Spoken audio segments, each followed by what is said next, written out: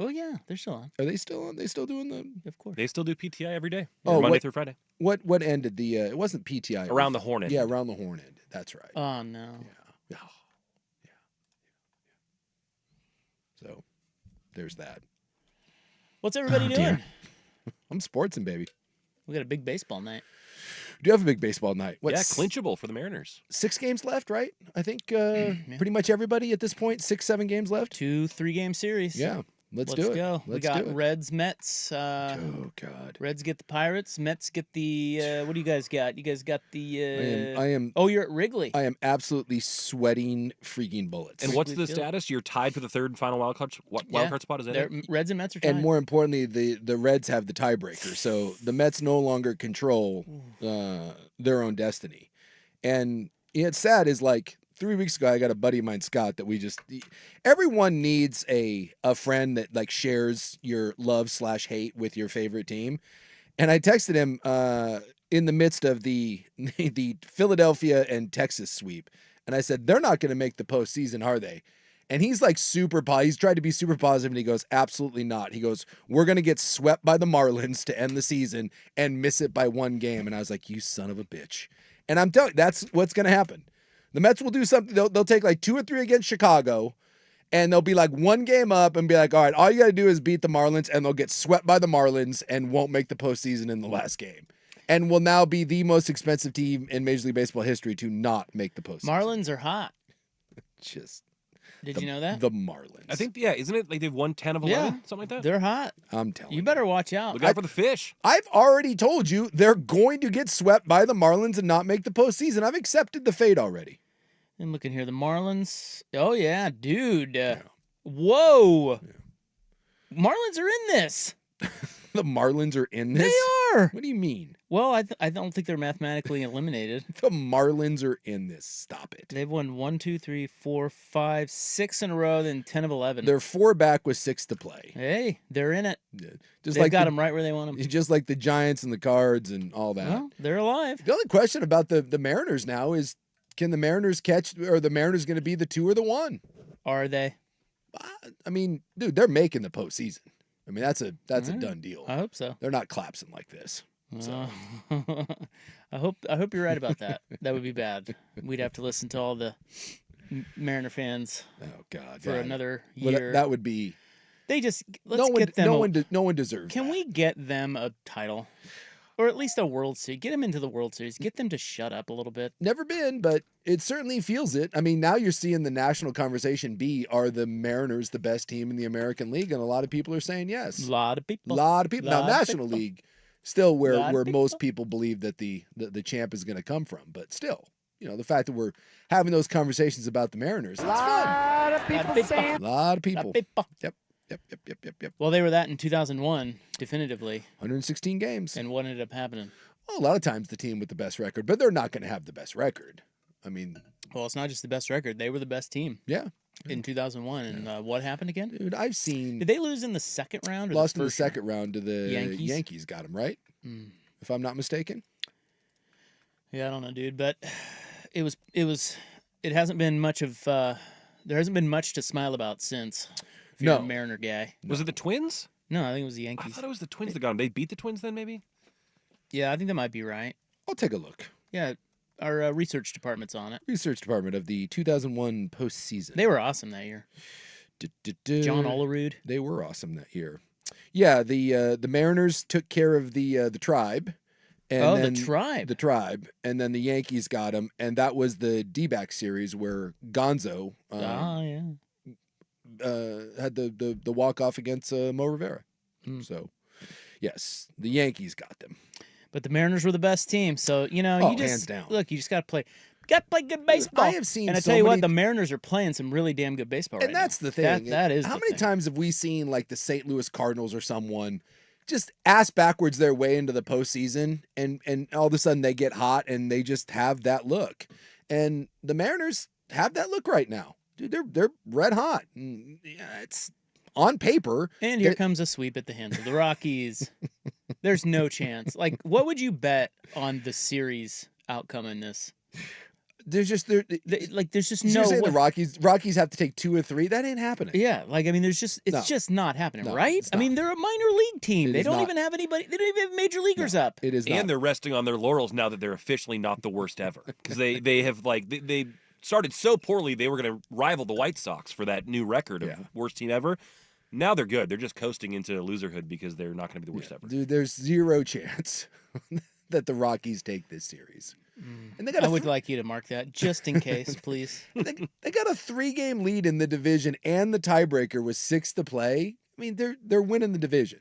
The only question becomes who the Astros got. Are they the 1, the 2, or the 3? The Astros are in Sacramento, playing in a minor league stadium. Oh, the A's. Playing the mighty A's. All right. So the Astros get the A's and the Mariners get the Rockies. A's can hit a little bit. And then the M's finished with the Dodgers, who may or may not have something to play for. And then the Astros, I believe, finished with the A's. Like they're staying. They're playing the A's right now. Or excuse me, the Angels. They got the A's, then the Angels to finish it off. Yeah. Well, it's a big news day, big sportsy news day, guys. Yeah, it is. You've seen what's going on out there, but he's a man, and now he's looking for a job. Yeah, the 40-year-old man is unemployed. Yeah. John Mateer out. I'm a man. I told you they were going to do the mutually parting of ways. I thought that would happen at the end. They fired him though. What the AD said was they gave him. By the way, Mike Gundy is who we're talking about, and he has been fired at Oklahoma State. Yeah. They said that they gave him the opportunity to retire and finish out the season, and he said no. he wanted to get paid out. Yeah. That's the only difference is that dude. Yeah. So there's a lot of these coaches that have been, I mean, they don't like the new age college football and NIL, and no. Gundy hates it. Yes. So he just basically is like, fine, I'll just not participate and be all defiant and have my quiet quitting. Have my my permed mullet over on the sideline doing bits, take my shirt off from time to time. Hopefully you fire me and I get paid my buyout. At least the others retired. Like Saban retired and 15 mil I think was coming his way. This guy's like, screw it, because he hates Oklahoma State, right? Like, I mean, I know he loves to coach and he probably loves his players, but hasn't he always fought with the university? Well, he always kinda, does. Yeah. He is Oklahoma State. He played there, he coached there. He has spent over half his life in some shape or form at Oklahoma State. So to say, you can't say that he hates Oklahoma State. He always used leverage to get more money. I'll say this, for a guy that seemingly hates the NIL world, no one has used false rumors and kind of innuendo to get more money than Mike Gundy. So, and that always kind of rubbed me the wrong way. But no, dude, that guy is Oklahoma State. And there'll be some weirdness here. But at the end of the day, Mike Gundy is the most famous thing to come out of Oklahoma State. One of his wiener kids said this, in a rant a week or two ago. Gage Gundy? Gage Gundy. Or maybe that was Gunner Gundy. I don't remember. It was one of the G's. He said Oklahoma State football is Mike Gundy, and Mike Gundy is Oklahoma State football. And that's true. But this is but he's had a lot of dust-ups with them. Yes. I mean, he may not hate them, but he's not bending over backwards to do them any favor. No, he is like not. He doesn't want to make this look nice and clean. No, and I'm a little surprised because I knew that they were going to do the let's mutually part ways, and they actually tried to do because the original statement was that I think it was from On3, said they've mutually parted ways, and then I like that Mike Gundy was like, no, we didn't. No, we didn't. I didn't want to leave. They even tried to release. Oklahoma State tried to spin it, and Gundy was like, no, dude. He didn't want. He said, I don't want to retire. Yes. And then the next day they fired him. So they asked him to retire. He said no. And he said no. So he's not. He could have had the rest of the season, to your point. Exactly. And he's like, but no. he wants his monies. Yeah. And he doesn't care about Oklahoma. I don't think he gives a rip about Oklahoma State. At any rate, he's out. But it's, it never ends. Oregon killed him. Yes. That game was, well. I was thinking about this today. If Oregon only wins that game 45-3 instead of 69-3, are we having a different conversation today? No. Probably not, because he just lost to Tulsa. I know. That was the nail in the coffin, was Tulsa. I'll tell you what. There was no coming back from 69-3. I'll tell you, because he has quit. The team's not any good. But if it's not 69-3, let's say it's the Civil War, 41-7, right? Civil War. I think he maybe gets to like Houston or Cincinnati before someone has that conversation.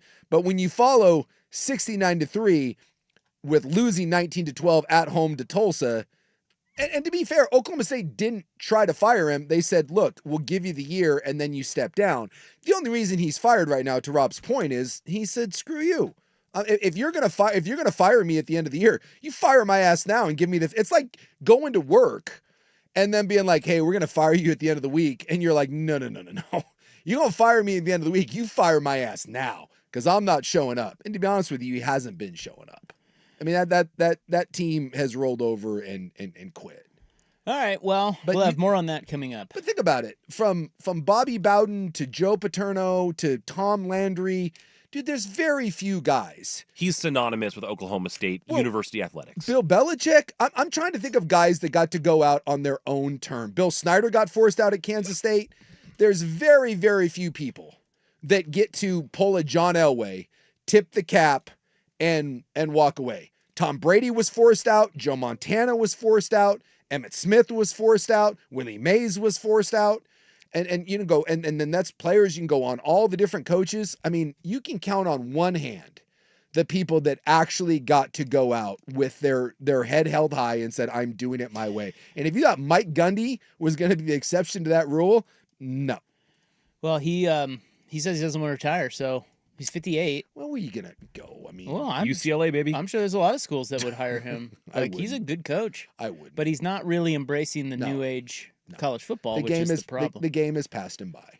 All right, we'll get more on that coming up, but let's go to the NFL today. My fighting Dan Campbell's. Yeah, they look great. They looked great last night. After week 1, everyone was like, oh, it was the demise of the fighting Dans.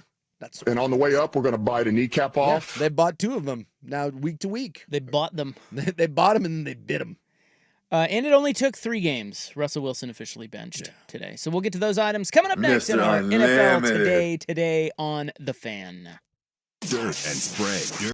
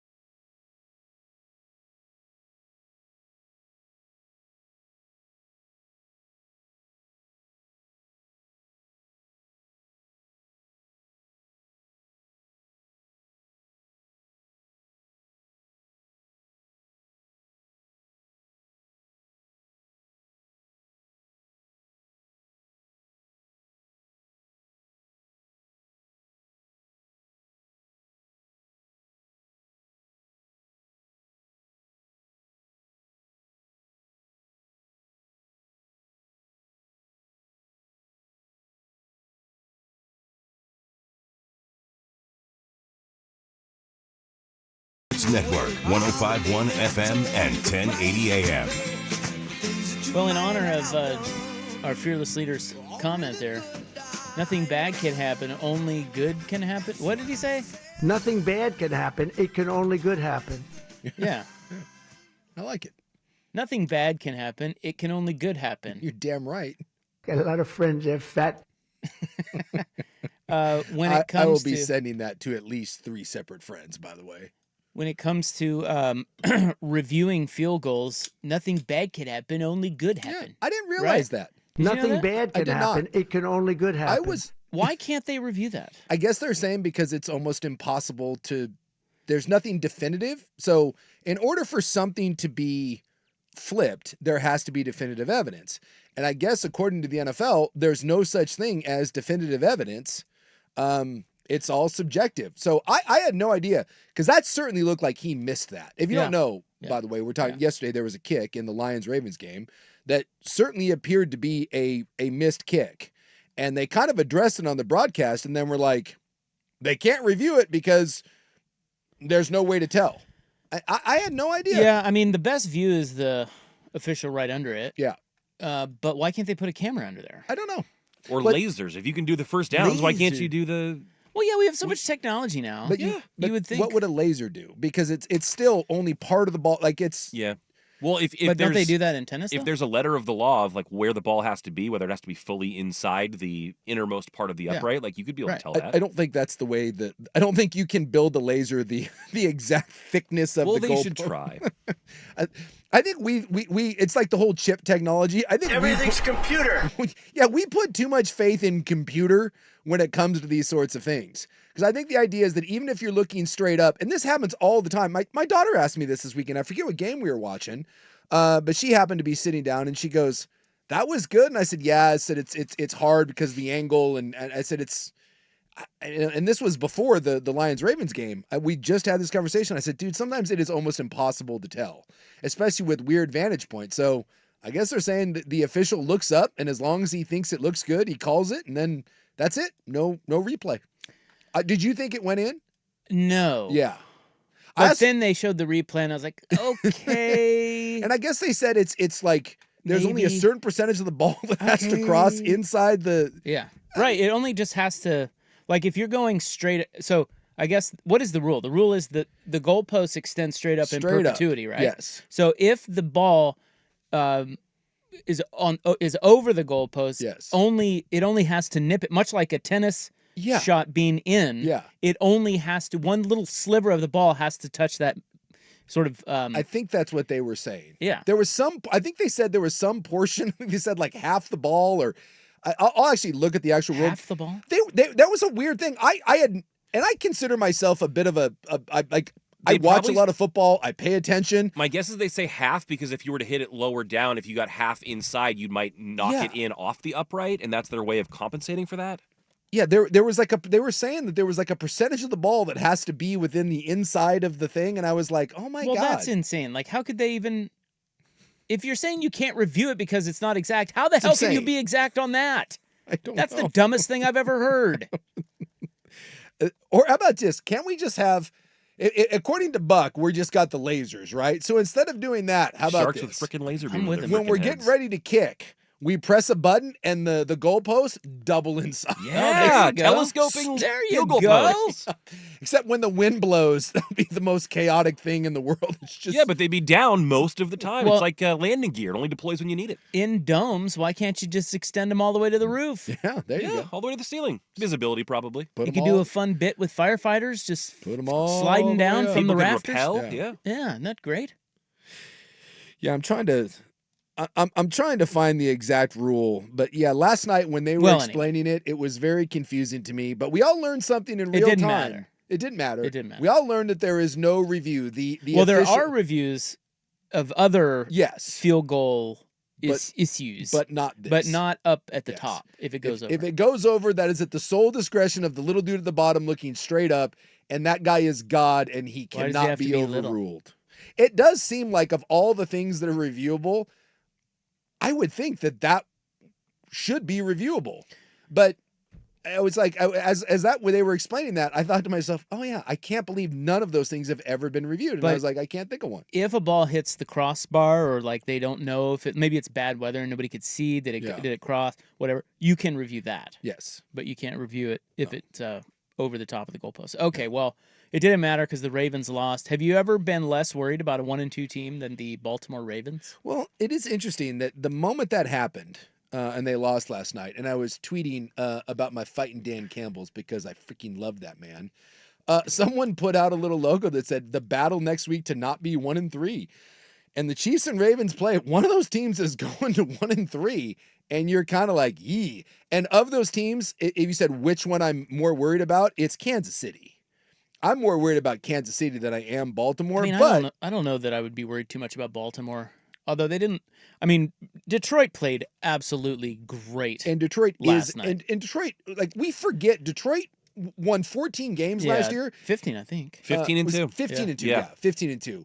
And you know, this idea that they lost both coordinators and then therefore this team sucks and they had the bad week against the Packers. And we like, dude, the Lions are really good and they do that to a lot of teams. But I think the idea that Lamar got contained last night, the 3 Derrick Henry fumbles in 3 games, and the fact that I think the Ravens have now tied for the most points given up in the 3 games, I think that is the part where it's concerning. Yeah, but I don't know. I'm not too worried about them. That was a fluke at Buffalo, and they just got beat. Yeah. And I fully expect them to beat Kansas City. Yeah. It is interesting that, right, they absolutely housed the Browns, who just beat the Packers. And the Bills game, I mean, that's a one play, right? That's a sliver. And then the Lions just beat them. And the Lions just beat them. They weren't ready for Detroit. By the way, Lamar's body language last night, I thought, very poor. Yeah.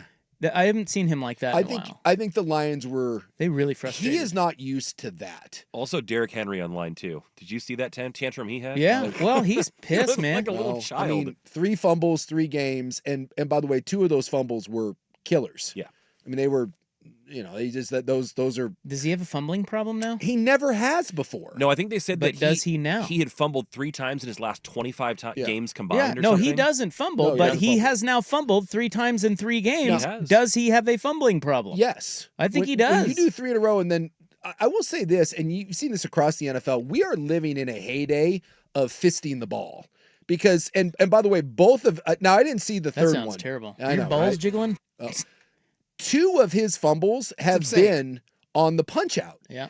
And look, I'm not a ball carrier. I've never carried a ball in my entire life. In a shocking development, no one ever let the center tote the rock. That's never happened. When you guys carry it, and it does happen from time to time, us fans, I just want you to know, us fans, all we're waiting for is an instant fumble. Yes. And it's shocking. Yes. Because you don't have, usually you're all taped up. You're all taped up and you're kind of carrying it loose and you just know.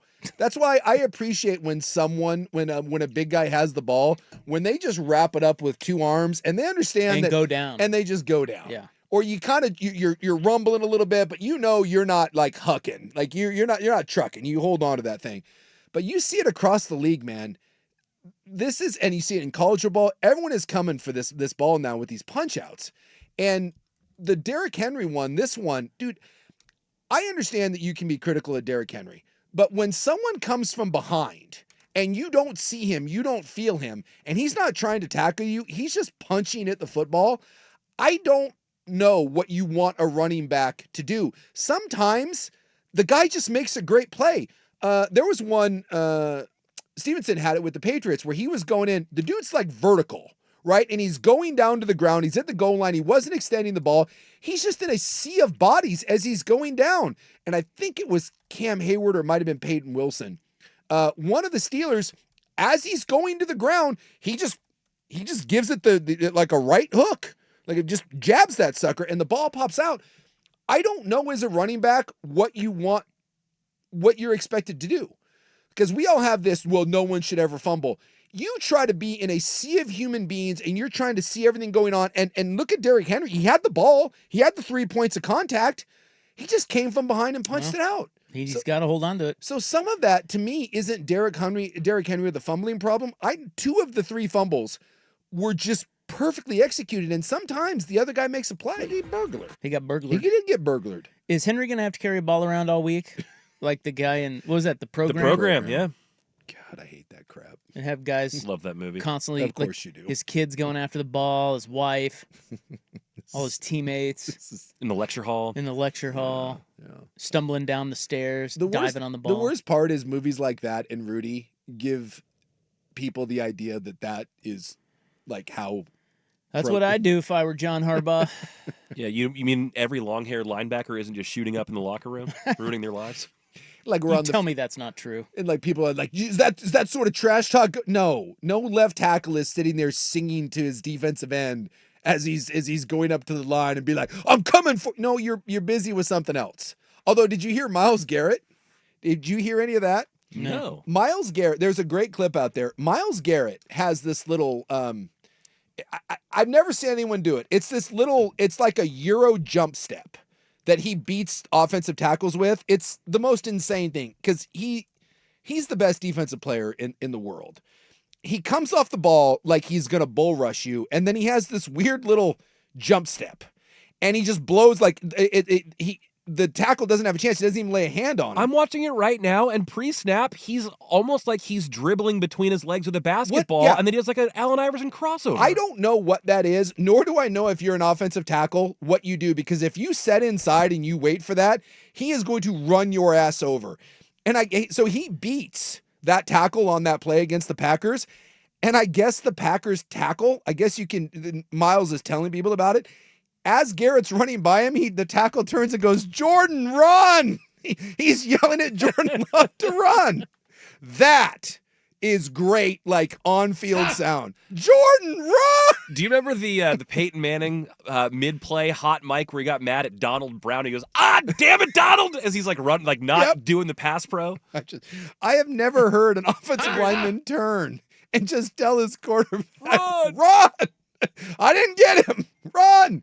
And Myles Garrett comes off the field and is just laughing his ass off, retelling. I'm sorry, I want to run. Garrett said all he knew is he just heard from behind him. He heard the tackle yell, Jordan, run. And I was like, dude, I don't even know what you do when you're blocking guys like that. And that's the other thing about some of like these fumbles and stuff. Dude, defenses are just some of the schemes that people are running and some of these athletes that are out there. Defense is caught up to good offense, and there's just some there's some dudes playing over there. Who you got, Ravens or Chiefs? I'm taking the Ravens. Yeah, they're favored. I think was it 2.5? 2.5. It's in Kansas City. First time, by the way, in the Pat Mahomes era, they've been underdogs in 2 straight games. Yeah, they don't look as good. There are fundamental things broken with the Chiefs. The Ravens, I'm concerned about the defense. I don't think it's great. I think maybe the way they're constructed has been wonky. I think they've kind of done a piss poor job of addressing that. But their offense is fine. They just, they had one of those nights where I thought Detroit played a great game plan. And, I mean, up until that was a back and forth heavyweight fight. And then it kind of slipped away there at the end on the one mistake. And then they couldn't get a stop. All right, we've got a quarterback benched and another coach relinquishing play calling duties. It's going well in these two spots. We'll get to those items next on NFL Today. But first, here's Buck.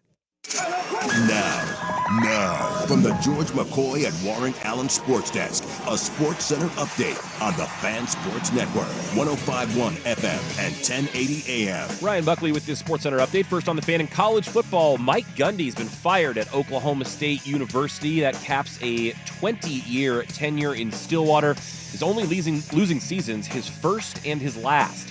Meanwhile, in Norman, John Mateer, quarterback for the Oklahoma Sooners, having hand surgery. He's expected to miss about a month, was the Heisman favorite before this news was announced. In the NFL, Russell Wilson's been benched in New York. Jackson Dart will take over as the starter for the Giants in Week 4. On the diamond, the Mariners can clinch a playoff spot tonight with a win over the Rockies and a Yankees win over the White Sox. Mariners host Colorado at 6:40. Bryce Miller on the bump for the M's. McCade Brown takes the hill for the Rockies. Astros are in Sacramento taking on the Athletics. They still trail the M's by 3 games in the division. In other MLB news, the league has approved robo-umps for the 2026 season, the ABS review system coming to all ballparks next season. More sports scores and stories in 30 minutes. Ryan Buckley, the George McCoy at Warren Allen Sports Desk. Hurt and missing work. Insurance companies acting like jerks. Don't call your mom. Call George McCoy at warrenallen.com. The home of Primetime with Isaac and Sue. Weekday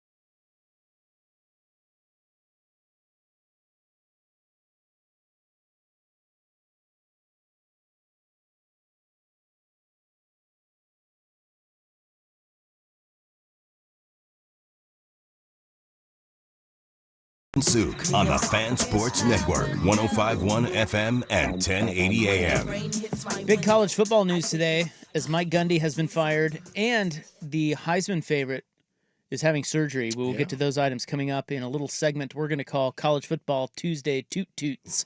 The toots. But NFL today, it only took 3 games, so we were right about that. Mm-hmm. One of which was historically good. Yeah.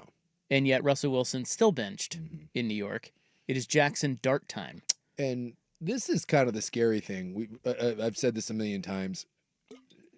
I hate when regimes that are hanging by a thread are allowed to develop a quarterback.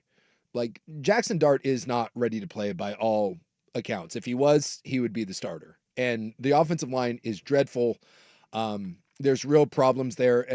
But they're going to throw him to the wolves because what else are you going to do? Dable's going to get his ass fired. The GM's going to get fired. So ready or not, here comes Jackson Dart, and you're going to play him. He's going to get his teeth kicked in, and then they're going to fire everyone, and then he gets to go through and learn an entire new system and try to do it next year.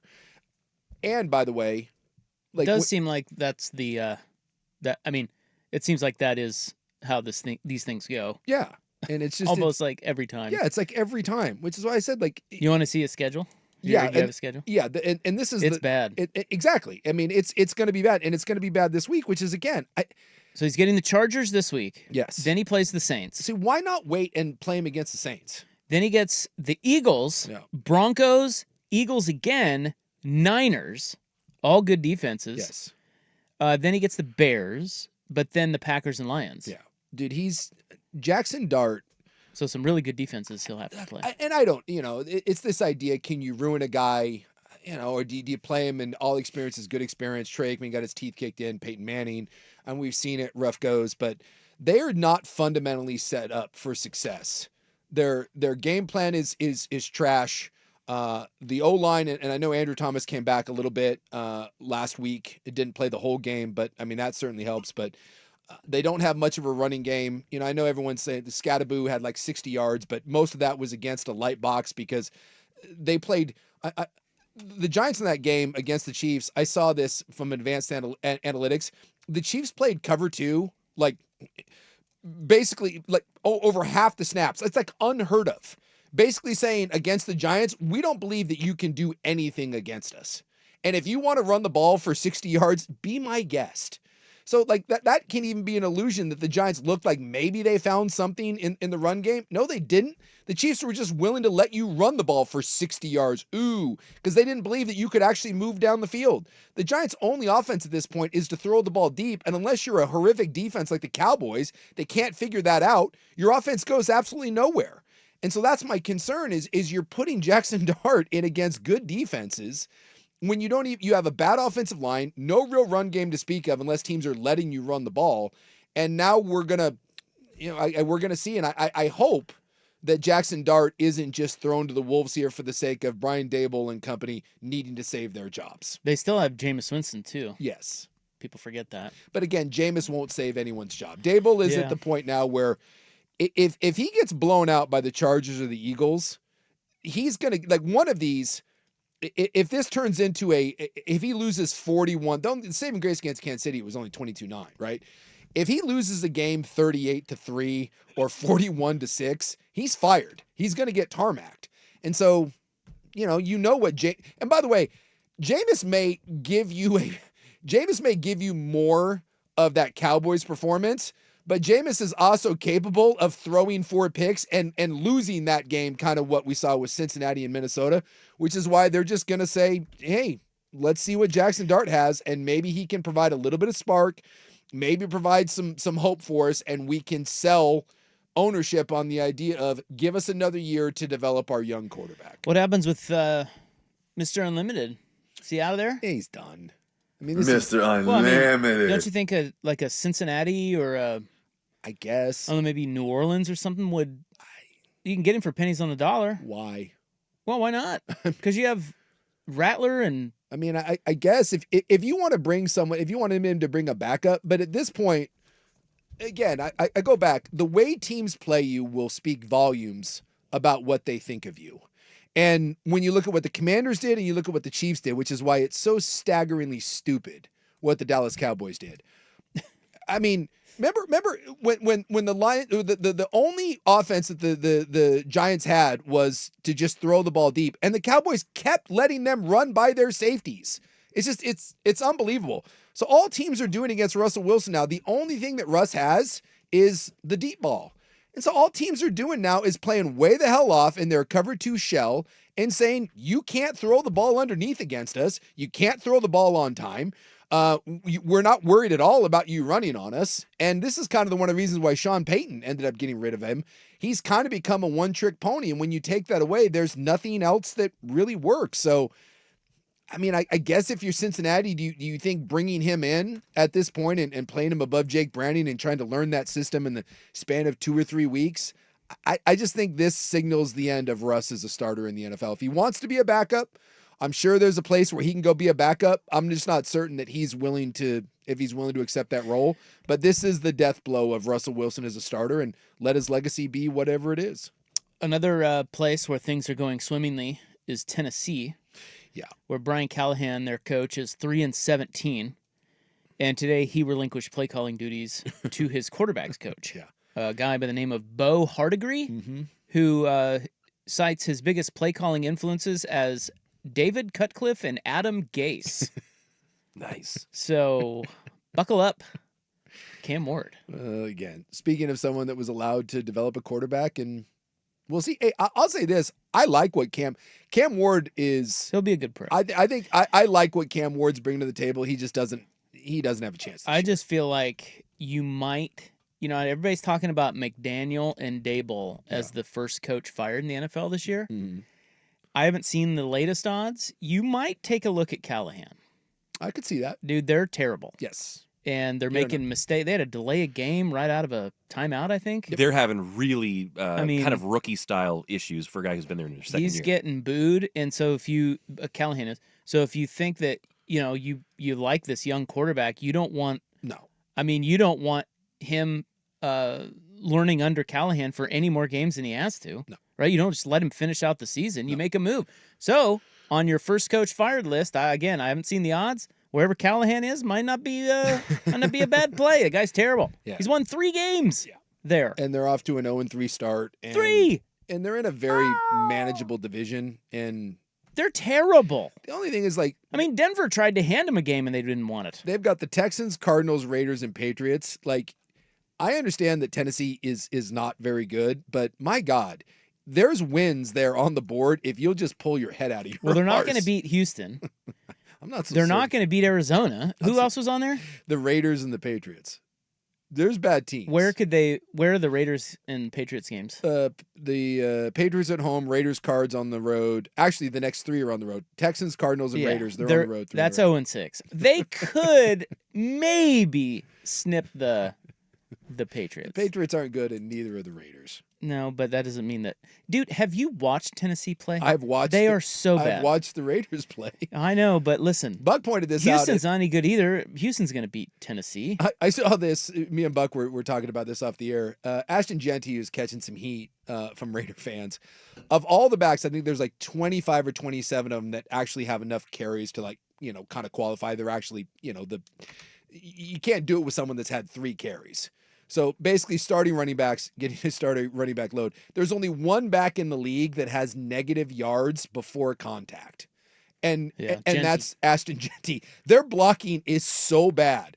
And I feel bad because when you go and you watch, if you go to if you have the NFL, if you do the NFL.com service where you can actually see the game film and I don't know what the Raiders are doing up front. Well, I don't know what he can do about it because he can't get any momentum going and he's getting hit in the backfield all the time. It is a comedy of errors from their offensive line.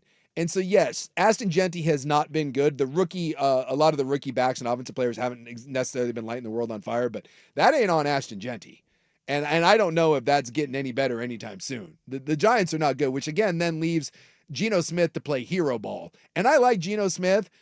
Geno Smith ain't saving anyone playing hero ball. You mean the Raiders? Yeah, instead the Raiders. Of the Giants. Oh, excuse me. Yeah, the Raiders. I still bet they beat Titans.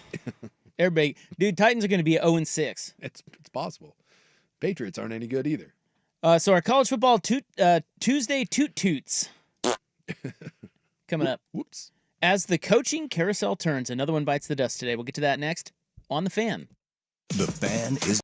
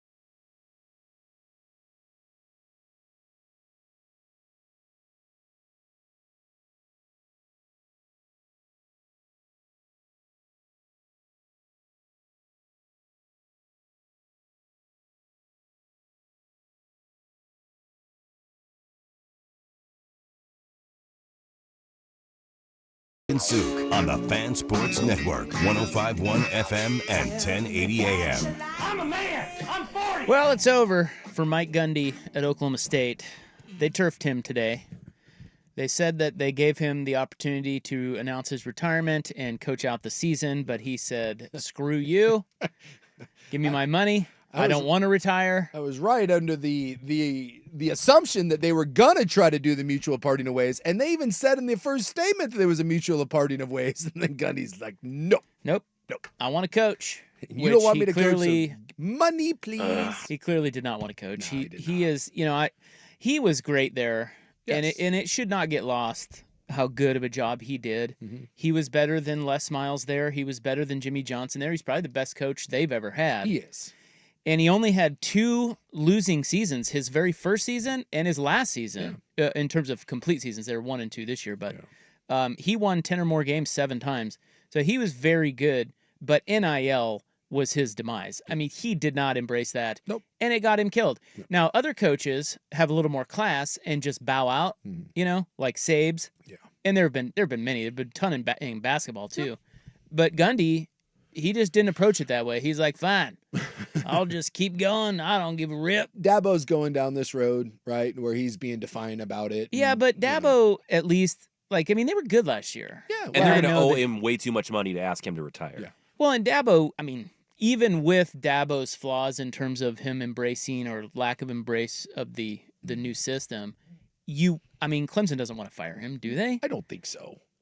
I mean, they're 1-3. Let's see how this goes. Yeah, if it ends up being a disastrous season, you may have to look at it. But Dabo's a good, yes, he is. He's not in Gundy territory. Gundy has just absolutely lost. It's just all gone. He has no good players. No. He used to have, those teams used to be loaded. They would have quarterback after quarterback after quarterback, good receiver after receiver after receiver, and he hasn't done anything. Yeah, 7-6, 7-6, 4-7, yeah. And now whatever this disaster is. So it feels like he refuses to play the game. Well, and I think the resource thing hurt him too. And he loves to talk about that. By the way, real quick, did you happen to see Jimmy Rogers, the coach up at Washington State? Yeah, I think we have that. I loved. I don't know if we have it in the system. Buck, Let me see. Let's see if we can pull it. So Jimmy Rogers, after the Apple Cup, unfortunately, and it drives me crazy, did the resource thing. Well, we don't have what they have over there, and so the next day he came back for a press conference and he said this. If there's one thing I regret from Saturday, it's the comments in here. Nobody brought me in here to make excuses about things that we don't have, and I see a soundbite. Everything's a soundbite about my comments that I made. They brought me in here to help create a winning program. I need to do that and keep my mindset on that and not complain about things that in the moment I don't control. I control the attitude of this football team, and we got to get ready to play our best football. It's easy to make excuses, and everything I've said to the team, I become hypocritical on what I say when I say things like that. And so more than anything, I probably apologize to the Coug fans and the administration as far as, that even coming out of my mouth, because nobody cares. And I've said it before, nobody's going to save us right now. We got to save ourselves. We got to commit to the process. We got to compete. We got to find a certain level of focus and passion to step on the field with and compete. And we're not going to stop trying. I promise you that. And play with a certain level of grit to keep us in games and then try to close people out in the fourth quarter.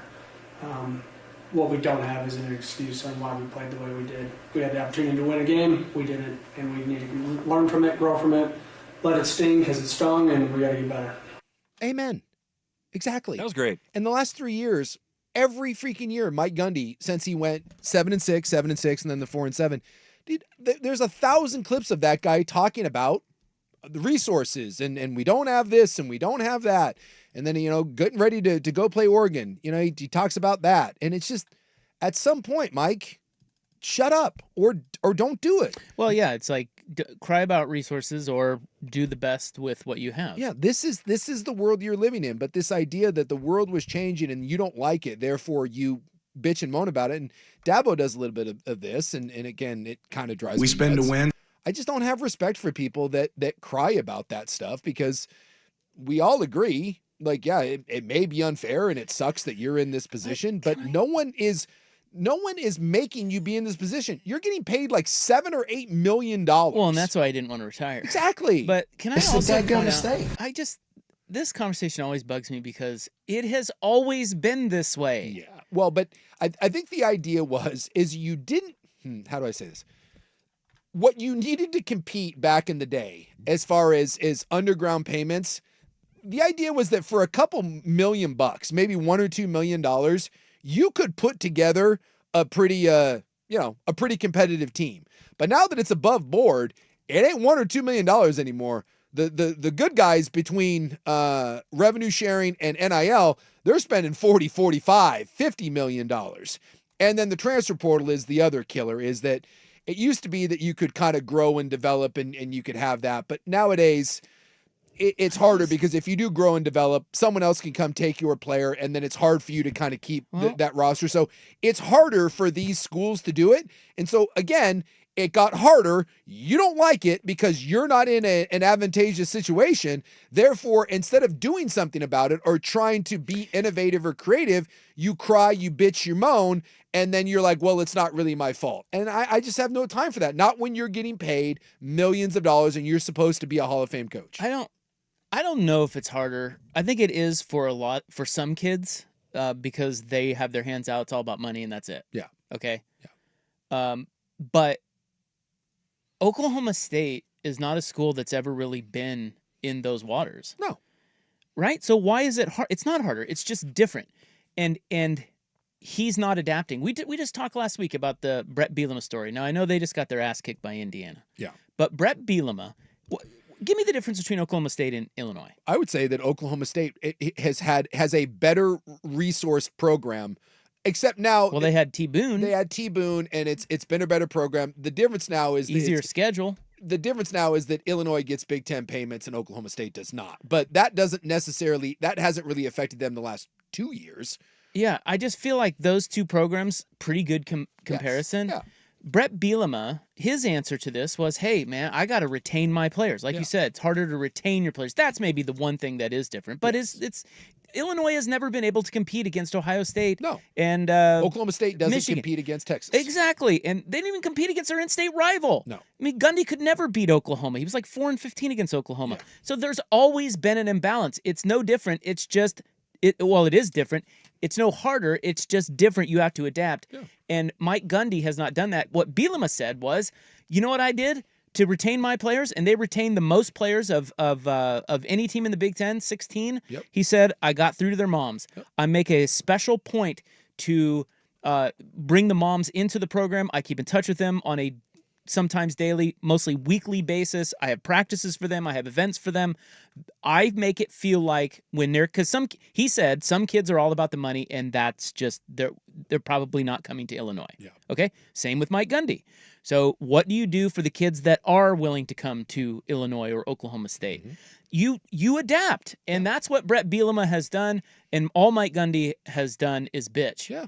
And it's kind of embarrassing, but the guy gets a bunch of money to walk away, whatever. And you need to be innovative. If what you're doing isn't working anymore with the players you have, you got to start thinking outside of the box. That's what I mean by adapt. Yeah. And everybody's done it. Yeah. It's just some do it better than others. That's really it. And I believe Mike Gundy knew 2 years ago that this was the way that this was going, and I don't think he really did anything to stop it. No. I think he just kind of leaned into it and was like, this is the way I do things. F you. And if you want me out of here, fire my ass. I think that's right. I think you can tell that's what he's done. Yeah. And he knew that this would be the way it would end up. Yeah.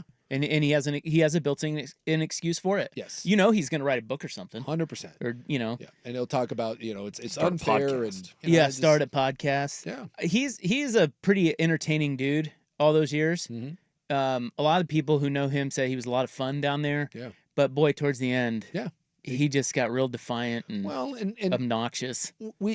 In almost every aspect of life, whether you're a musician, we all know the band that we grew up loving, and then you get to about that 7th album and you're like, ooh.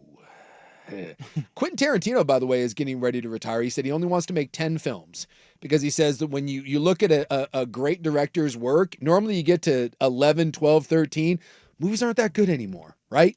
And it is true. Like, we all lose our fastball at some point. Mike Francesa at one point was like the number one thing in sports radio.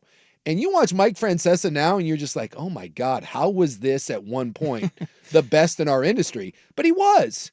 And I just think some of it is age, some of it's the unwillingness to evolve, but it just happens. It happens to most, and the way you handle it speaks volumes. And Mike Gundy saw where this was going, saw what was happening to him, and refused to try to fight against the dying light, and just was like, whatever. Well, he threw his hands up. Yeah, and when you do that, it goes from some sort of graceful ending to kaplunk, and that's where we're at. And he'll never blame himself. May I also throw out, is there a way that they could find, somehow they could cut out the reporters banging on laptops in these press conferences? Oh yeah. Did you hear that? That wasn't clicky great. Clicks. Isn't that annoying to you? It kind of sounds like somebody. I heard it, but It kind of sounds like somebody. One of the reporters was like doing it on their phone, and the person next to him was typing. That's what it almost felt like. Yeah. The other one I hear that a lot. The other one that someone threw out, and I think this is good too, and coaches love to do this. Even Saban did this. The throw shade at your own boosters. The old, you guys need to be better. It's not my fault. We need more money. And if you want us to be better, don't expect me to be better until you give me more money. And if you, it's government, right? Yeah, our schools suck or our roads suck, but man, if you just give me more money, I can solve this problem. And that is true. That's the other one. A lot of these coaches, when things start going wrong, they start pointing fingers. Billy Napier did this last year in Florida, right? Well, it's so-and-so in the basement, and he's the one, the negativity in the program. And, we need to dig deep. And, you want this program to be successful. You look at yourself and you start donating money. No one ever wants to actually look at themselves and say, what can I do better? It's as simple as saying, well, I don't have Ohio State money. I don't have Texas money. I don't have Oregon money. Therefore, you can't expect me to be any better than I am because I don't have that. I hope we elect to kick ass. And you need to give me that. Otherwise, don't expect me to do good things. All right, we have some candidates that have emerged for Oklahoma State. We'll get to that. And very big news, the top favorite for the Heisman Trophy is going to be out a while. We'll get to that coming up next in our College Football Tuesday Toot Toots on the Fan.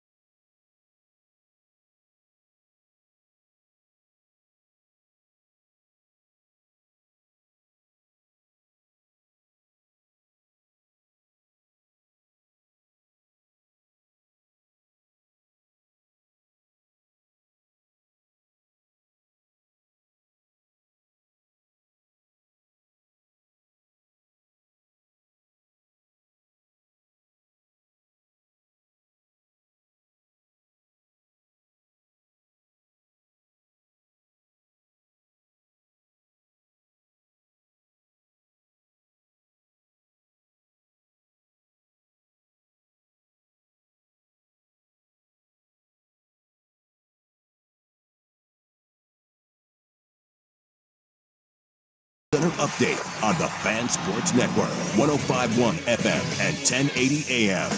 Ryan Buckley with this SportsCenter update. First on the Fan, college football. Mike Gundy has been fired at Oklahoma State, ending a 20-year tenure in Stillwater. In Norman, Oklahoma, quarterback John Mateer of the Sooners is going to have hand surgery and likely to miss about a month. Mateer was the favorite to win the Heisman Trophy. In the NFL, Russell Wilson's been benched by the New York Giants. Jackson Dart, their first-round pick, a rookie, will take his first start in Week 4. Texans releasing safety C.J. Gardner-Johnson after just 3 games with the team. Houston traded for Gardner-Johnson from the Eagles in the offseason. On the diamond, the Mariners can clinch a spot tonight in the playoffs with a win over the Rockies and a Yankees win over the White Sox. Mariners host Colorado at 6:40. Bryce Miller is on the bump for the M's. McCade Brown gets the start for the Rockies. The Astros are in Sacramento taking on the Athletics. They still trail the Mariners by 3 games in the division. And in other MLB news, League has officially approved robo-umps for the 2026 season. The ABS review system coming to all ballparks next season. More sports scores and stories in 30 minutes. Ryan Buckley, the George McCoy at Warren Allen Sports Desk. Curtain missing work. Insurance companies acting like jerks. Don't call your mom. Call George McCoy at WarrenAllen.com. Sports Saturday with Joe Fisher and Rashad Taylor. Saturday mornings at 9 on the Fan Sports Network, 105.1 FM and 1080 AM. Primetime with Isaac and Suk. Son, your ego is writing checks your body can't cash. Isaac Ropp. You've been busted. You lost your qualifications as section leader 3 times. Jason Sukanik. You're lucky to be here. Your family name ain't the best in the Navy. I'd like to bust your butt, but I can't. I got another problem here. Primetime with Isaac and Suk. This sounds very serious. They are not. I gotta give you your dream shot. I'm gonna send you up against the best. You 2 characters are going to... Primetime on the Fan Sports Network, 105.1 and 1080. You guys are number 1. The Fan. All right, welcome back. We are watching baseball in here. Big baseball guys. Yes, I've never been a bigger Uh-oh. Pittsburgh Pirates fan right now. Well, are you watching it? I am. Right as I said that. Oh, man. Yeah, Willie that was Cruz like just right on cue. Launched a 2-run homer. Okay, so we're the baseball show of record here, and we will hear nothing to the contrary. We love baseball. The original baseballman. And although Swag has a little say in that as well. Yeah, you guys paired together back in the day. He and I did a baseball show together. The first ever baseball show on the Fan. Well, can I have a piece of that as well? Like I said, we are the original baseballmen, and Swag has a piece of that as well. Because I was the first guest on the baseball show. So the Pirates put up 4 runs in the second on the Reds. Now the Reds and Mets are tied. Yeah. And they have the tiebreaker over us, so. And then Ellie De La Cruz just hit a 2-run home run. So the Reds are on the board. It's 4-2 Bucks. Who knew the Bucks and Reds would be such a battle? And then tonight we must watch. And Giants Cards and Dodgers Diamondbacks. So all games I'm watching, and the Mets don't get started here for another. And the Tigers and Guardians are let's see, the Guardians are 1 back, I think, in the AL Central. I think they're a game back, and it's 0-0 right now in 2, and they got old Scooble's out there on the mound. All right, so back to our college football Tuesday toot toots. We've got Mike Gundy getting turfed. He says he wants to keep coaching. I don't know. I don't know who would hire him. Right, because of the whole NIL thing we were talking about. But I could see him being on like one of these college football pregame shows. Well, someone said he should run for like Congress or Senate because he would. Yeah, I could see that. He could see that. But he has hot takes. You know, if I was I'm trying to like what level would I consider Mike Gundy? To me, like Mike Gundy just showed you that he, with decent resources, this is where this is going. So bringing him in to be an innovative guy that's going to seek for solutions in this new world that we're living in, that doesn't make any sense. And I don't know if a program, let's say Florida's job opened up or something like that, is that where you're going with this? You say, okay, well, we do have more resources, and Mike Gundy was very good at Oklahoma State. Well, that is what his main gripe is. Yes. So if he goes to a place where that's not the gripe, maybe it's a good fit. I guess there might be something like that. I don't know what that would do for a fan base. This is like when Les Miles said this, and it was like, hey, I'm not done at Ogeron. Well, you kind of ended up being done. I just don't know where that where that market is. Let's say like Bill Belichick's in the midst of flaming out right now in North Carolina. Like if you're North Carolina, do you go and give Mike Gundy a shot? Because that's the same situation from resources that Oklahoma State had. Candidates to replace Gundy, people are saying Jeff Traylor, who is Texas San Antonio, G.J. Kinney, who is at Texas State, Eric Morris is the guy at North Texas. Yeah. We've talked about him before. Yeah. Will Stein's name is popping up, the Oregon offensive coordinator, and also Ben Arbuckle, the offensive coordinator at Oklahoma, who was at Washington State. One other interesting name is Zach Robinson. He played at Oklahoma State. He's the quarterback there. He played under Gundy, and he is the offensive coordinator of the Falcons right now. But see, and this is in this world that we're living in right now. And I was Oklahoma State, and I had let's not say Oklahoma State because they just got rid of Gundy. Let's say I'm Virginia Tech, right? And my choice was Mike Gundy or Will Stein. It would take me 2 seconds to go say Will Stein. Like, I know what Mike Gundy is, okay? I do. And Mike Gundy is a really good coach. Mike Gundy is a Hall of Fame coach. But I just saw what happened at Oklahoma State, and I don't have a significantly better situation than what Oklahoma State had. So I'm going to go get the Kenny Dillingham guy. I am going to go get the guy that's young and that is going to want to work 22 hours a day, which I'm sure was Mike Gundy back in the day. And I want the guy, like you said, with Brett Bielema, that's going to go form a relationship with a recruit's mom and dad. And they're to convince them that this is where I want to be. I'm going to go find that as opposed to going with, how old is Gundy? 58? 58. No offense to 58. We talked to Dan Lanning, was it last week? Maybe it was 2 weeks ago. And I asked him about that. About it feels like the game is becoming a young man's game, that there's a lot of turnover.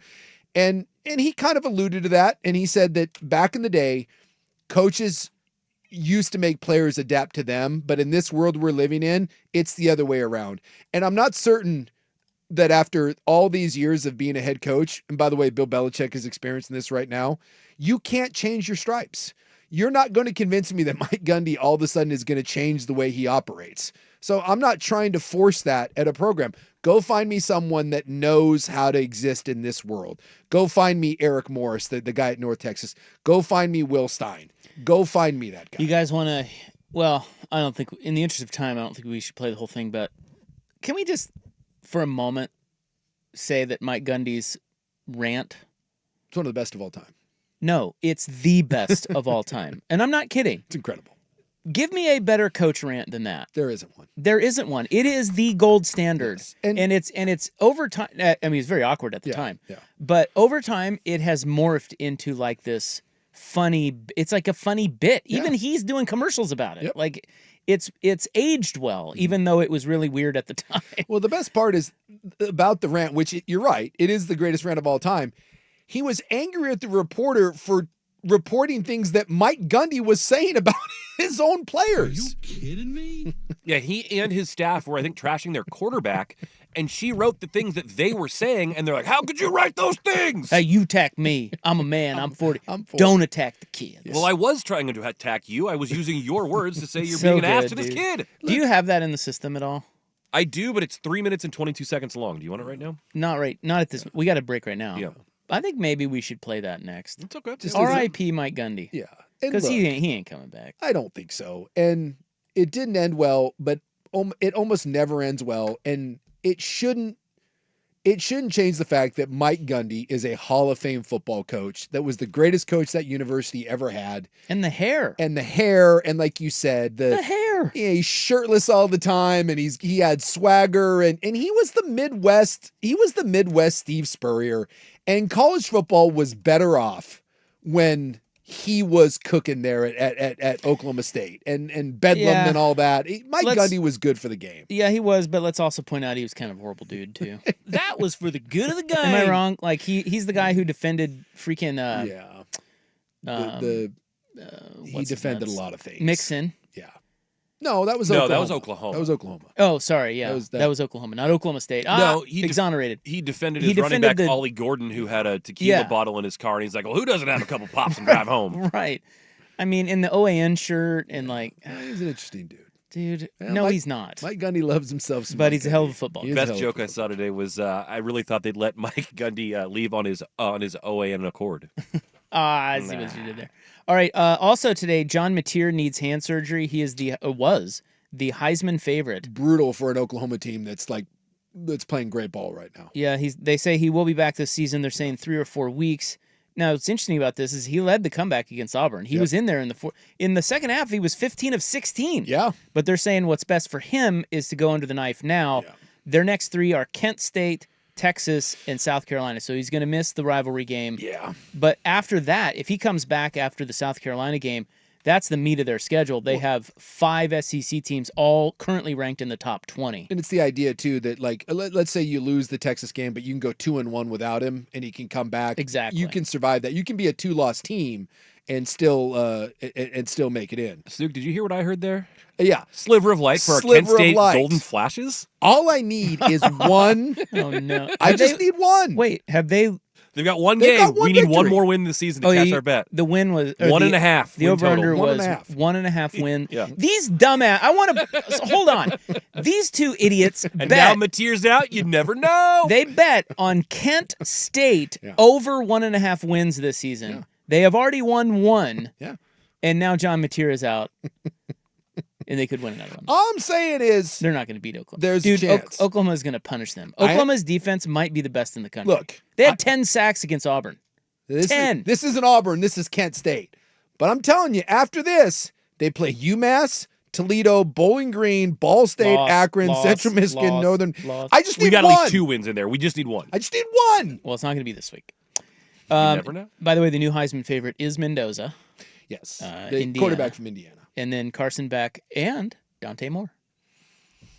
And next week it'll probably be the winner of the Oregon Penn State game. Yeah. If Dante The Moore quarterback. has a decent game, decent, And they win. and they win in the whiteout, Dante Moore will come rocketing up those boards. Well, look, there's never a bad time to play this, really, but apropos of the firing of Mike Gundy, we got to play 3 minutes of his rant. It is the greatest coach rant of all time. Agreed. And you'll hear that next on The Fan. Dirt and Spray. Dirt and Spray. I'm Dirt. We're talking with Jake Butt, former Michigan player and analyst for the Big Ten Network. What is your favorite Jim Harbaugh moment between you and him while you were playing with him? No, there's a there's a bunch of them. He believed chicken is the nervous bird, so he thought that we should not be eating chicken at training table because it would lead to nervousness. The home of Dirt and Spray. Weekday mornings from 6 to 10 on the Fan Sports Network. Now, here's a quick look at Portland traffic. I-5 over the Markham Bridge is solid both directions. Northbound will be slow again from 405 to the Interstate Bridge. Seeing 405 southbound pretty solid over the Fremont Bridge and still slow moving on 84 eastbound from I-5. This traffic report brought to you by Whole Foods Market. Now at Whole Foods Market, save 20% on bone-in beef short ribs with Prime through September 23rd. As always, there are no antibiotics ever. Make a Korean-inspired meal with a banchan spread. While supplies last, shop in-store or online. Terms apply. Most people think lawyers just talk. At Philbrook Law, we do something different. We listen.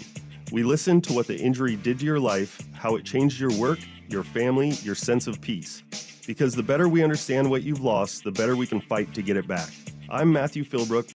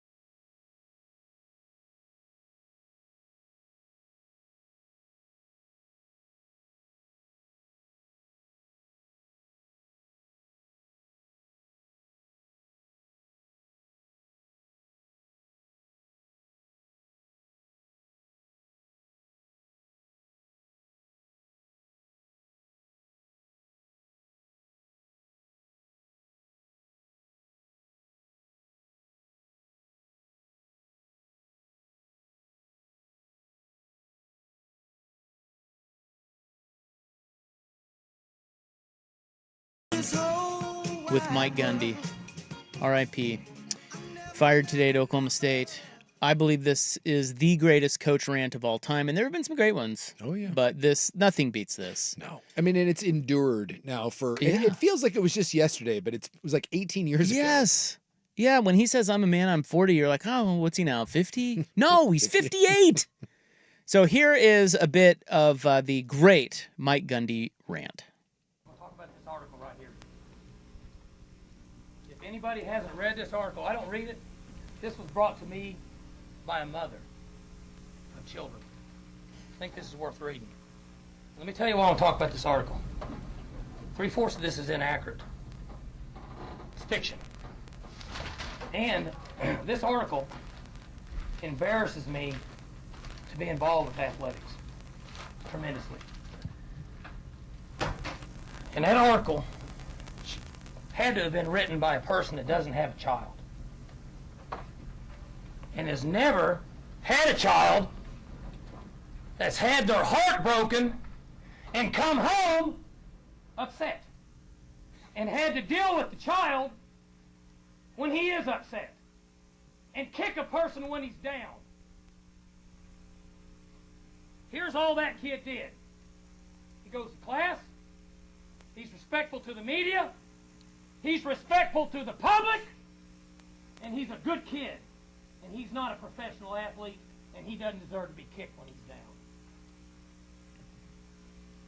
If you have a child someday, you'll understand how it feels.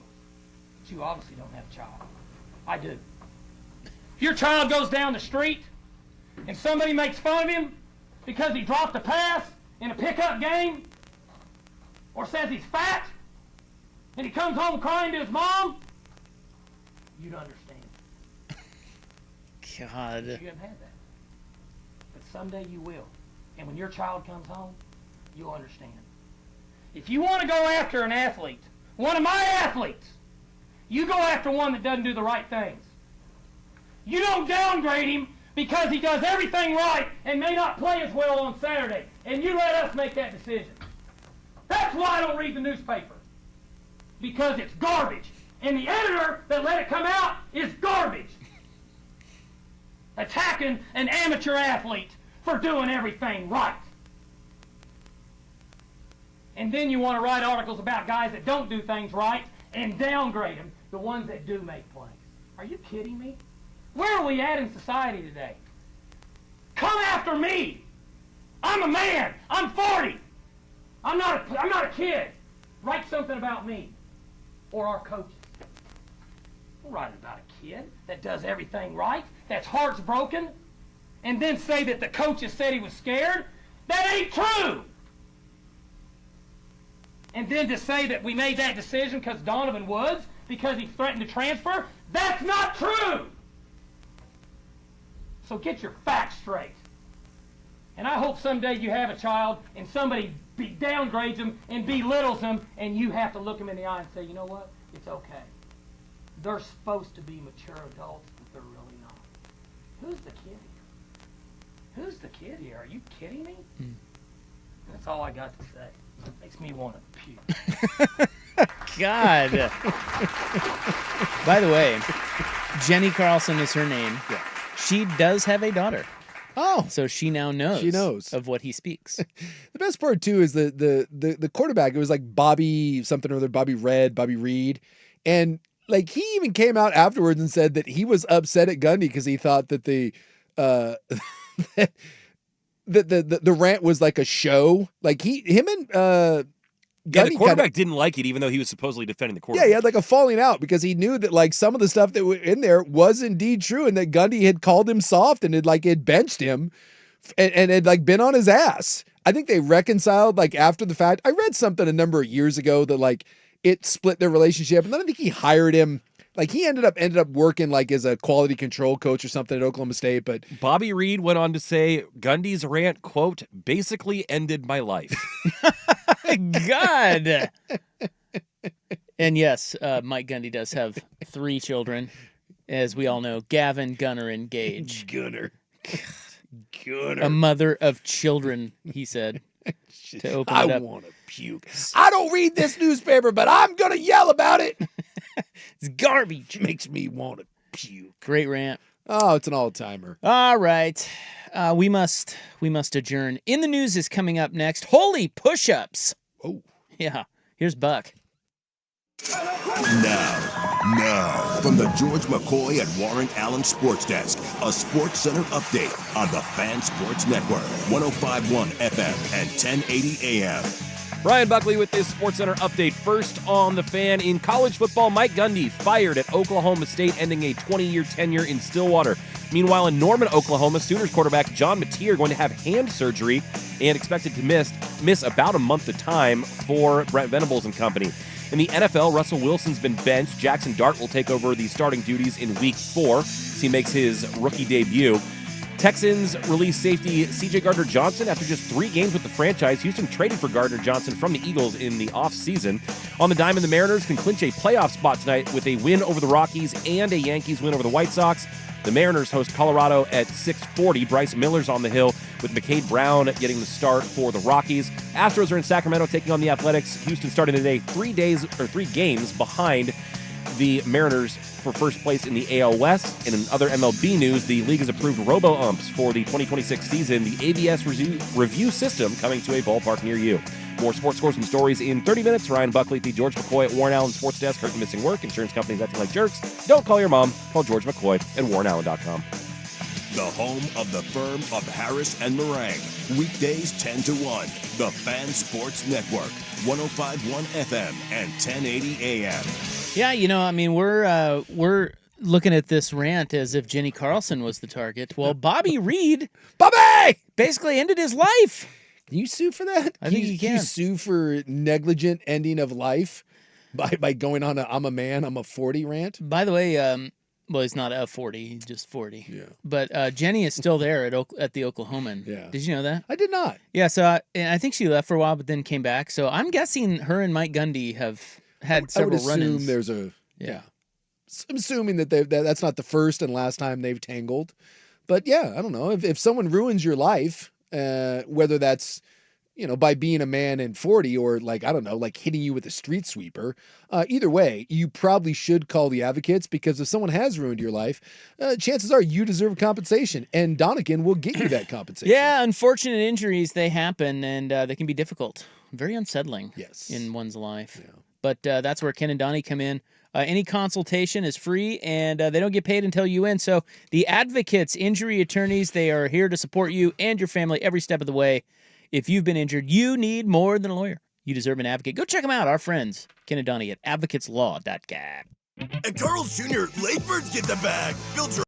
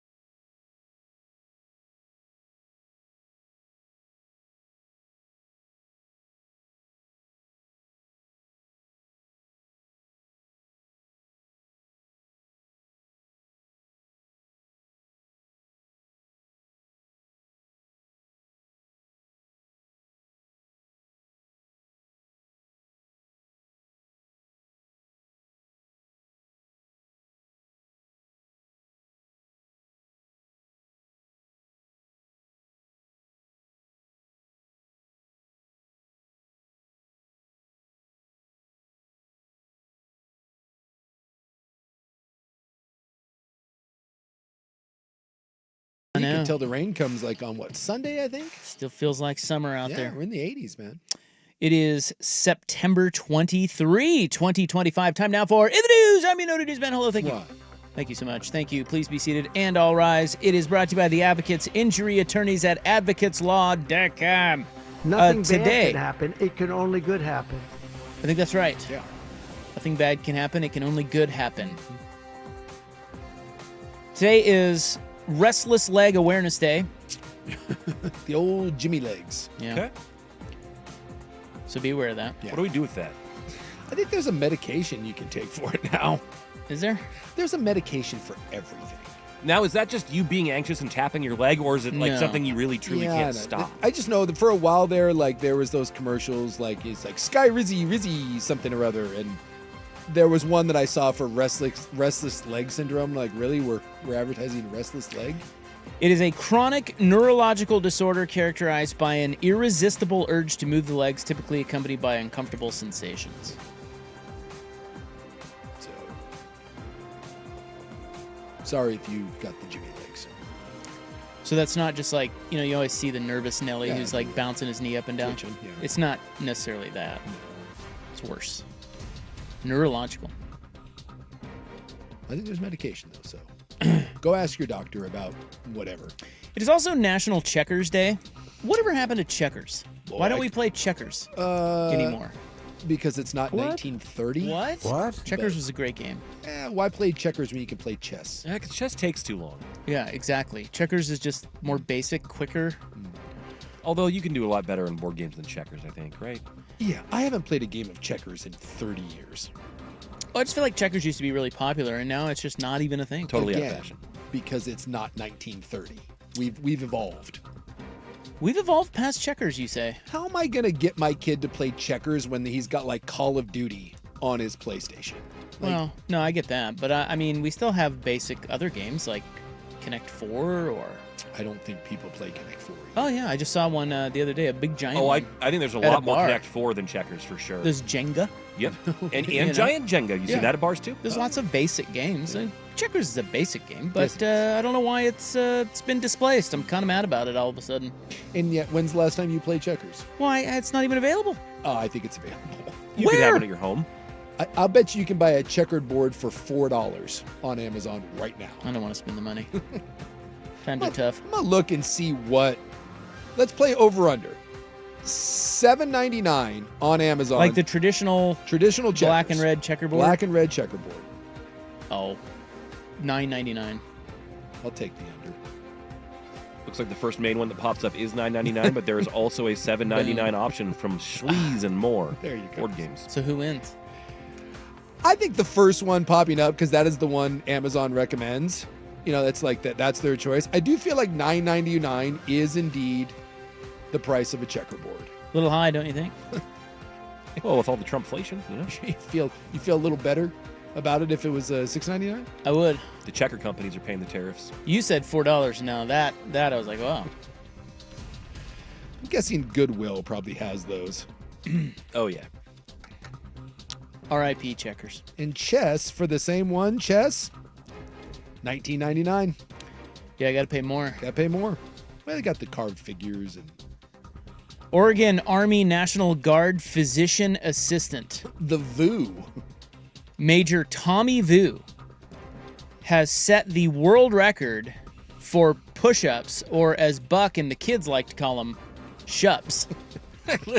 Literally today, heard someone on a podcast say, "Yeah, I don't bother with the puh part of that. It's just shups." Now. Yeah, I can't be bothered with the whole thing. Shups. Didn't you do some shups in here once? Didn't we have something like we're?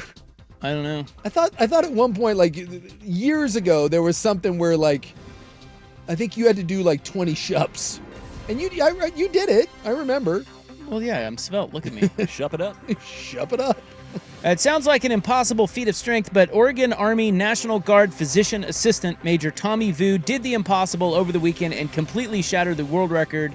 The previous world record for shups in 1 hour was 1,530, held by a New York-based athlete.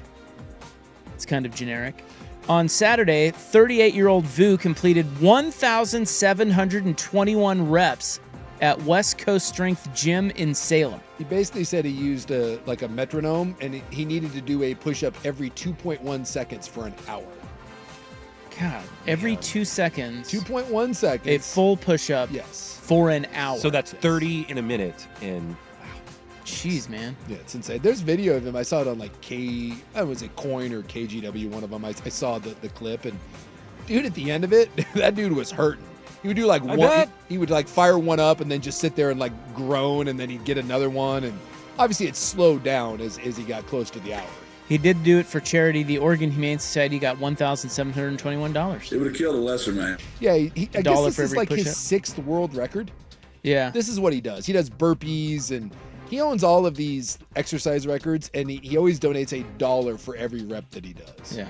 Well, at least he does that part. Yeah. Because otherwise, like, what are you doing? I don't know. Guys do like. What are you doing? He wants to do push-ups, and it's always some military guy. Remember, there was that old Marine that planked. He set the plank record, because this is not push-ups in a row, by the way. This is just how many push-ups you can do in an hour. Yeah, in an hour. That one old bastard Marine planked for like 4 hours. Or I remember that. Yeah, planking got out of hand. Wasn't that longer than that? I don't. It was hours. I know that, but just the idea of, like, I don't. Just one day you're like, wake up, you're like, you know what? I'm gonna do some shups today. Yeah, dude, it was 9 hours, 38 minutes, and 47 seconds. My God. Can you imagine the cramp? I don't know what your chest feels like after. I'm seeing only 8 hours, 15 minutes, so you might have some fake news there. Well, it's AI, so yeah, probably. Either way. Dude, 8 hours at least. Yeah, 9 hours, 38 minutes, 47 seconds. I could plank for like 2 minutes and then something would break. That dude's planking for 8 or 9 hours. How many push-ups you could do in an hour? Speaking of breaks. Yeah. What? No way, man. Yes, maybe. Portland Fire is investigating an early morning explosion at a popular food cart pod in southeast Portland. That's no good. On fire emojis. Like a propane tank. Springwater Cart Park, formerly known as Cartlandia, southeast 82nd, exploded at 4:40 this morning, according to the fire spokesperson, Rick Graves. At least 8 carts were damaged, as well as 2 structures, and some may be a total loss. It was a propane tank. Yeah. I was going to say, that would make sense. And it was 4 in the morning, so at least no one was around. Check your freezer. No. Shrimp sold in Oregon and Washington has been recalled. It's radioactive. Oh! Turned into the Hulk or something? Didn't we have one of these a while back? We sure did. Yeah.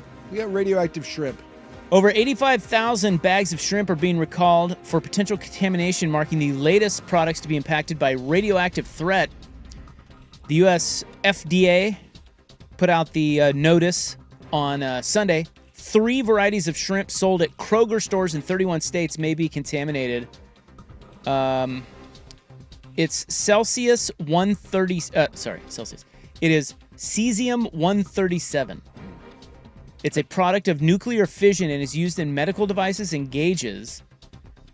It can also be used to gauge the flow of liquid through pipes and is present in the environment from weapons testing in the 50s and 60s. At room temperature, it's a liquid, but it can become a powder if bonded with chlorides. Used inappropriately, it can burn you, cause acute radiation sickness, and be fatal. Long-term exposure can increase your risk of developing cancer. Good Lord. My God. Note to And yes, self, don't eat this shrimp. these shrimpies were sold here at in Freddy's and various Kroger brand. That's kind of terrifying. Yeah, Freddy's, Food for Less, Dillon's. Of course, we don't have that here. What else do we have? King Super, Kroger. I think QFC, isn't that a Kroger Payless, too? QFC, Yeah. Ralph's. Yeah. We don't have Ralph's, but... Between, the shrimps were sold between June 12th and September 17th of By this the way, year. if you're wondering, hey, are these shrimp contempt? Just throw them out. It's like, Yeah, how just much- get 'em out of there. Just get them out of there. It's all right. I have a tuna recall story, too. We're recalling all of it. We got bad tuna and We do. bad shrimp. Yeah. No good. And how much will you miss our beloved polar bear, Nora? She gone. But she gets to go. Make She has not sweet, died. Sweet polar bear love. That's right. But she is moving. She's had it with Portland. Too much violence. She's out. Or not enough sex. Well, they took her partner, right? No, she's leaving. She's the to one that's go. going, She's. right? I thought leaving. they took another polar bear. No. So I think she's they did. just She was there with another female polar bear, and now she's going because she's going to go with a male polar bear and get some polar bear But love. didn't they get rid of the other female polar bear? I think they were sisters. No, the other polar bear is still here. Yes, we still have. They still have one. We still have one. I believe it's her sister. Hot polar bear news is coming up next on The Fan. This is the Fan's window into sports. A view into today's top stories. Brought to you by Window Nation. Online at windownation.com. Crazy right now. 3 games straight. That happened in my career. Fumbles in critical moments. Just name it before. I apologize to Rock Nation. Yeah, I couldn't really tell what he was saying, but that was Derrick Henry apologizing for fumbling all the time, which he does now. He's got 3 games, 3 fumbles, and 2 of them have come in huge moments. And that stinks because Derrick Henry is great. And he's never had a fumbling problem. But, hey, 3 for 3 is not going to get it done. Window Nation has 50% off any window style you buy right now, half off. Plus, 0 down, 0 interest, and 0 payments for 2 years. Give them a call at 866-90-NATION or go to windownation.com for a free in-home estimate. Ducks game day hits the road. That's a touchdown, Oregon! Every road game, Andy Johnson and Anthony Newman will broadcast live from Grand Central Bowl.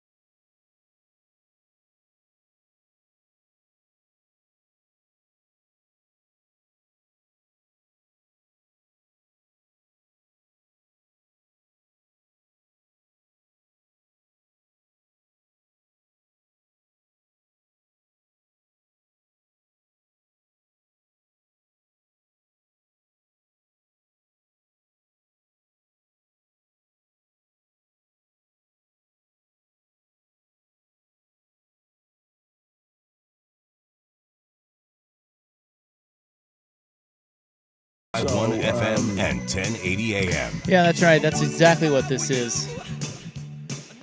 Hope you're having a nice day. This is in the news for September 23, 2025. I mentioned the shrimp recall. Mm-hmm. Check your freezer again. Uh-oh. Or maybe your fridge. What the hell's happening now? Thousands of pounds of tuna. Who freezes tuna? Well, that's why I said maybe your fridge. Yeah. Sold at Costco in over 30 states under the Kirkland signature brand are being recalled in connection to an outbreak strain of Listeria. I don't know what that is, but it sounds bad. So I'm guessing this is just canned tuna, so it's probably your pantry. It is not canned. Oh. It's like, it's kind of like, like you get in the cellophane. Okay. You pick it out of the little... Yeah. It's it's a nice piece of salmon, or like a piece of salmon. Getting a tuna fillet. Yeah, but they're cut into little... It's not really a fillet. They're cut into like little bites. At least the ones they're showing here. It may be multiple. But yeah, dude, Listeria, you don't want that. Can't imagine that you do. These were sold in Oregon and Washington, amongst other states. Ahi Tuna Wasabi Poke was sold on September 18th, 2025 with a sell-by date of September 22. That's being recalled. And have an item number. Would you like the item number? No, I don't. Just know that if you have tuna in your fridge or whatever from Costco, throw it out. I just whenever I get like those sort of things, it's not worth it to me. It's like if they told me if the sell by date or whatever, and you tell me mine was like 2 or 3 days off of that, I'm like, oh, I'm fine. No, just throw it away. It's no good. Symptoms of Listeria: fever, muscle aches, headache, stiff neck, confusion, loss of balance, convulsions, diarrhea, other gastrointestinal symptoms, miscarriage, stillbirth, premature delivery, or life-threatening infection of newborn infants, and death. And I'm guessing with Costco, you can just bring it back and they'll give you a different one. Costco takes anything back. And I don't eat a lot of tuna, but someone asked top ways to eat shrimp. The correct answer is coconut shrimp 1. And it's not even close. Banker wrap shrimp number 2. I don't like coconut shrimp that much. And then a grilled kind of like a mango grilled kind of like a skewered shrimp. A skewer sort of. That is the top 3 ways to consume shrimp. I like a fajita shrimp. I like shrimp on the sizzling cast iron with the onions and peppers. Yeah. Delightful. I'm a good shrimp cocktail guy. Oh like yeah. That. Yeah. Nice fresh cocktail. You apparently are not up on your zoo news, gentlemen. No. Because not only is Nora leaving the polar bear Yeah. at the Oregon Zoo, Yeah. her sister, Amelia Gray, Yeah. has also left. What? Yeah, we bid farewell to her earlier in September. Now Nora is leaving. So is Amelia the one that left to go get some polar bear loving?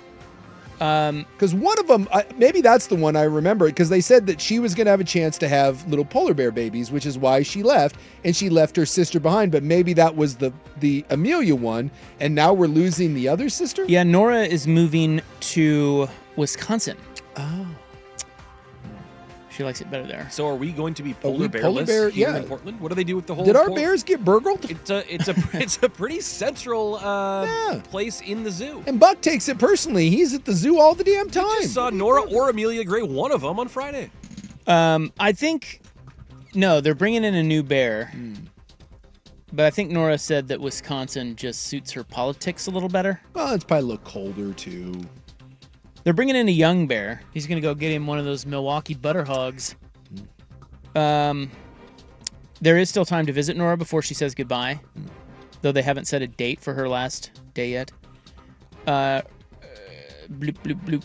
Yeah, Nora's departure, along with Amelia, and she's now in Chicago. It's part of a plan by members of the Polar Bear Population Alliance to prevent extinction. So I think they're both going to be doing it soon. Okay, yeah. Oh, yeah. New friends await. Yeah, that's code for new friends. They're about to get it on. First, Nora will meet 26-year-old anti-bear Barrett, though eventually she will be introduced to a male bear. Yeah, they're going to do it polar who bear will style. ravage her. When I was growing up in Anchorage, we had a world-famous polar bear, Binky, because that was I don't know if you remember the video. The polar bear is always a big deal. There was a tourist that got too close to Binky's cage, and Binky grabbed her by the leg and eventually let her go, but her shoe got left behind, and then Binky carried her shoe around as like its plaything. Uh-huh. Yeah. So that became like a big. Binky's long dead. I think Binky died like 20 years ago. But yeah, it was a big deal at the Anchorage Zoo when the polar bear grabbed that dumbass who jumped like 2 fences to try to get close to the bear. So we have a young male bear from St. Louis coming in. Calic is his name. He'll be out here in the fall. Okay. But he's from Missouri, so don't expect much. Yeah. Probably a bit of a nitwit. Totally. Plays the banjo. He was born in Toledo, though. He has a twin brother. Is it ethical to raise captive polar bears? Don't ask questions. Okay. Sorry. We love our polar bears here. We do. That's a great part of the zoo. Yeah. The polar bears. You can see them swimming underwater. And all the ice in the wild's melting, so. Yeah. It's very sad to see the polar bears out on the little ice. Yeah. Little floating iceberg things, and then the whales come and hit them off of there and then eat them. If you ever get to see one in like the wild, they are just stunning and enormous. They're so much bigger than the other bears. So rest in peace, Nora. You will be missed. Yeah. Go get your freak on. So we have no polar bear now. We have no red panda. What the hell's happening? Wait, what happened to the red pandas? It died. Really? Yeah. Are you serious? Yeah. Are you sure? Positive. Yes. What happened to it? I think it's just like old age or sick or. Yeah, when it was you were out, and I think the three of us talked because we went. It was me, Nemec, and Suk, of course, in his staunch denial that the red panda ever existed. That was my working theory that it was all a ruse, that we never had one. Moshu. Yeah, Moshu. You're telling me Moshu's dead? Yeah, I think at the ripe age of 13 or something like that. Something like that. I'm not up on my zoo news. I didn't know that. Sir Snacks-a-Lot, they called him. Yeah. Don't you remember that? Not according to Suk, because he wasn't really didn't eat. Yeah, I believe the whole thing was like a spray painted raccoon. Did you used to lure people in? I love the zoo. The zoo's great, but I don't need to go there a lot. Yeah. Does your wife overly recommend going to the zoo for fun? No. Because mine does. Yeah. She did it again today. She's like, we should go to the zoo. Yeah, and I'm like, what? You just asked that like 2 weeks ago. Like, dude, I couldn't. Why does she want to go to the zoo all the time? I have no idea. She loves the zoo. Is there like a hot zoo employee? Is like what if you go and it turns out like the bear keeper is just like this oily bohunk and you're like, see what's up? No, that would make more sense. I couldn't tell you the last time anyone in my life suggested that I go to a zoo. She's always suggesting the zoo. Huh. And I'm always lukewarm on it. Again, I love the zoo, but I have a love-hate relationship. I like the zoo too, but I always feel bad because it's animal prison. So, I don't know, that is just not something that ever comes into my life. Like, we don't have little kids anymore. No one in my life's like, hey, you know what we're doing on a Saturday? Going to the zoo. It's just not a thing. All right, that's your in the news, September 23, 2025, brought to you by the Advocates, injury attorneys at advocateslaw.com. Do we need to start digging into Penn State, Oregon? It's right around the corner, man. Is it? Yeah, Saturday. Wait, when is it? Saturday. Whiteout. That game's Saturday? Japanese. I think the Ducks are going to, because the uniforms usually get revealed on Wednesday. Ooh. Something cool's coming. Well, it should. Well, they already did the cleats. I think when they did the jump around at Wisconsin? Yeah. I think they're going to lean into the whiteout thing. 100%. Well, wait. This has been in the playbook since the summertime. It's going to be the how do you weather the storm together, blah, blah, blah. Wait. What? Does the whiteout mean Penn State wears all white? No, they still. No. All their fans do. All the fans do. I know that, but does the team also wear white? No, they will be in a blue uniform with white pants, white helmet. So the Ducks could go all white? Yes. But I think they'd have to go non-white helmet, I think. I don't think they can both be in white helmets. Yeah, I'm kind of. Now you got me all fired up. Well, and they released some cleats. And the So, mummies. we can talk about, people think that they're dropping subtle hints. Landing is. And they usually do the uniform combo tomorrow. Okay. And I think we're going to get something cool. Yep. All right. We will start digging in. Oregon, Penn State. I have written down 6 concerns for the game. Ooh, concernicus. But none of them may be real concerns. I want your opinion on each of them. And we'll start there. Coming up next. You're on the Fan. You're making me uncomfortable.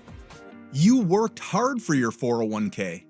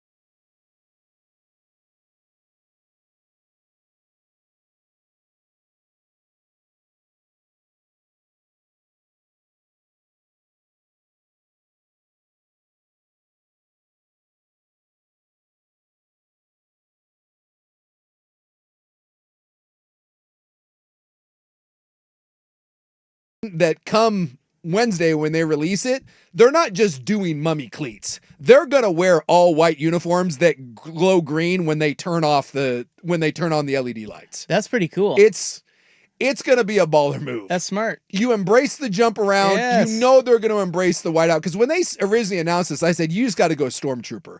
You got to go head to toe, 100%. all white, and just lean into it and be like, hey, if this is a whiteout, we're coming.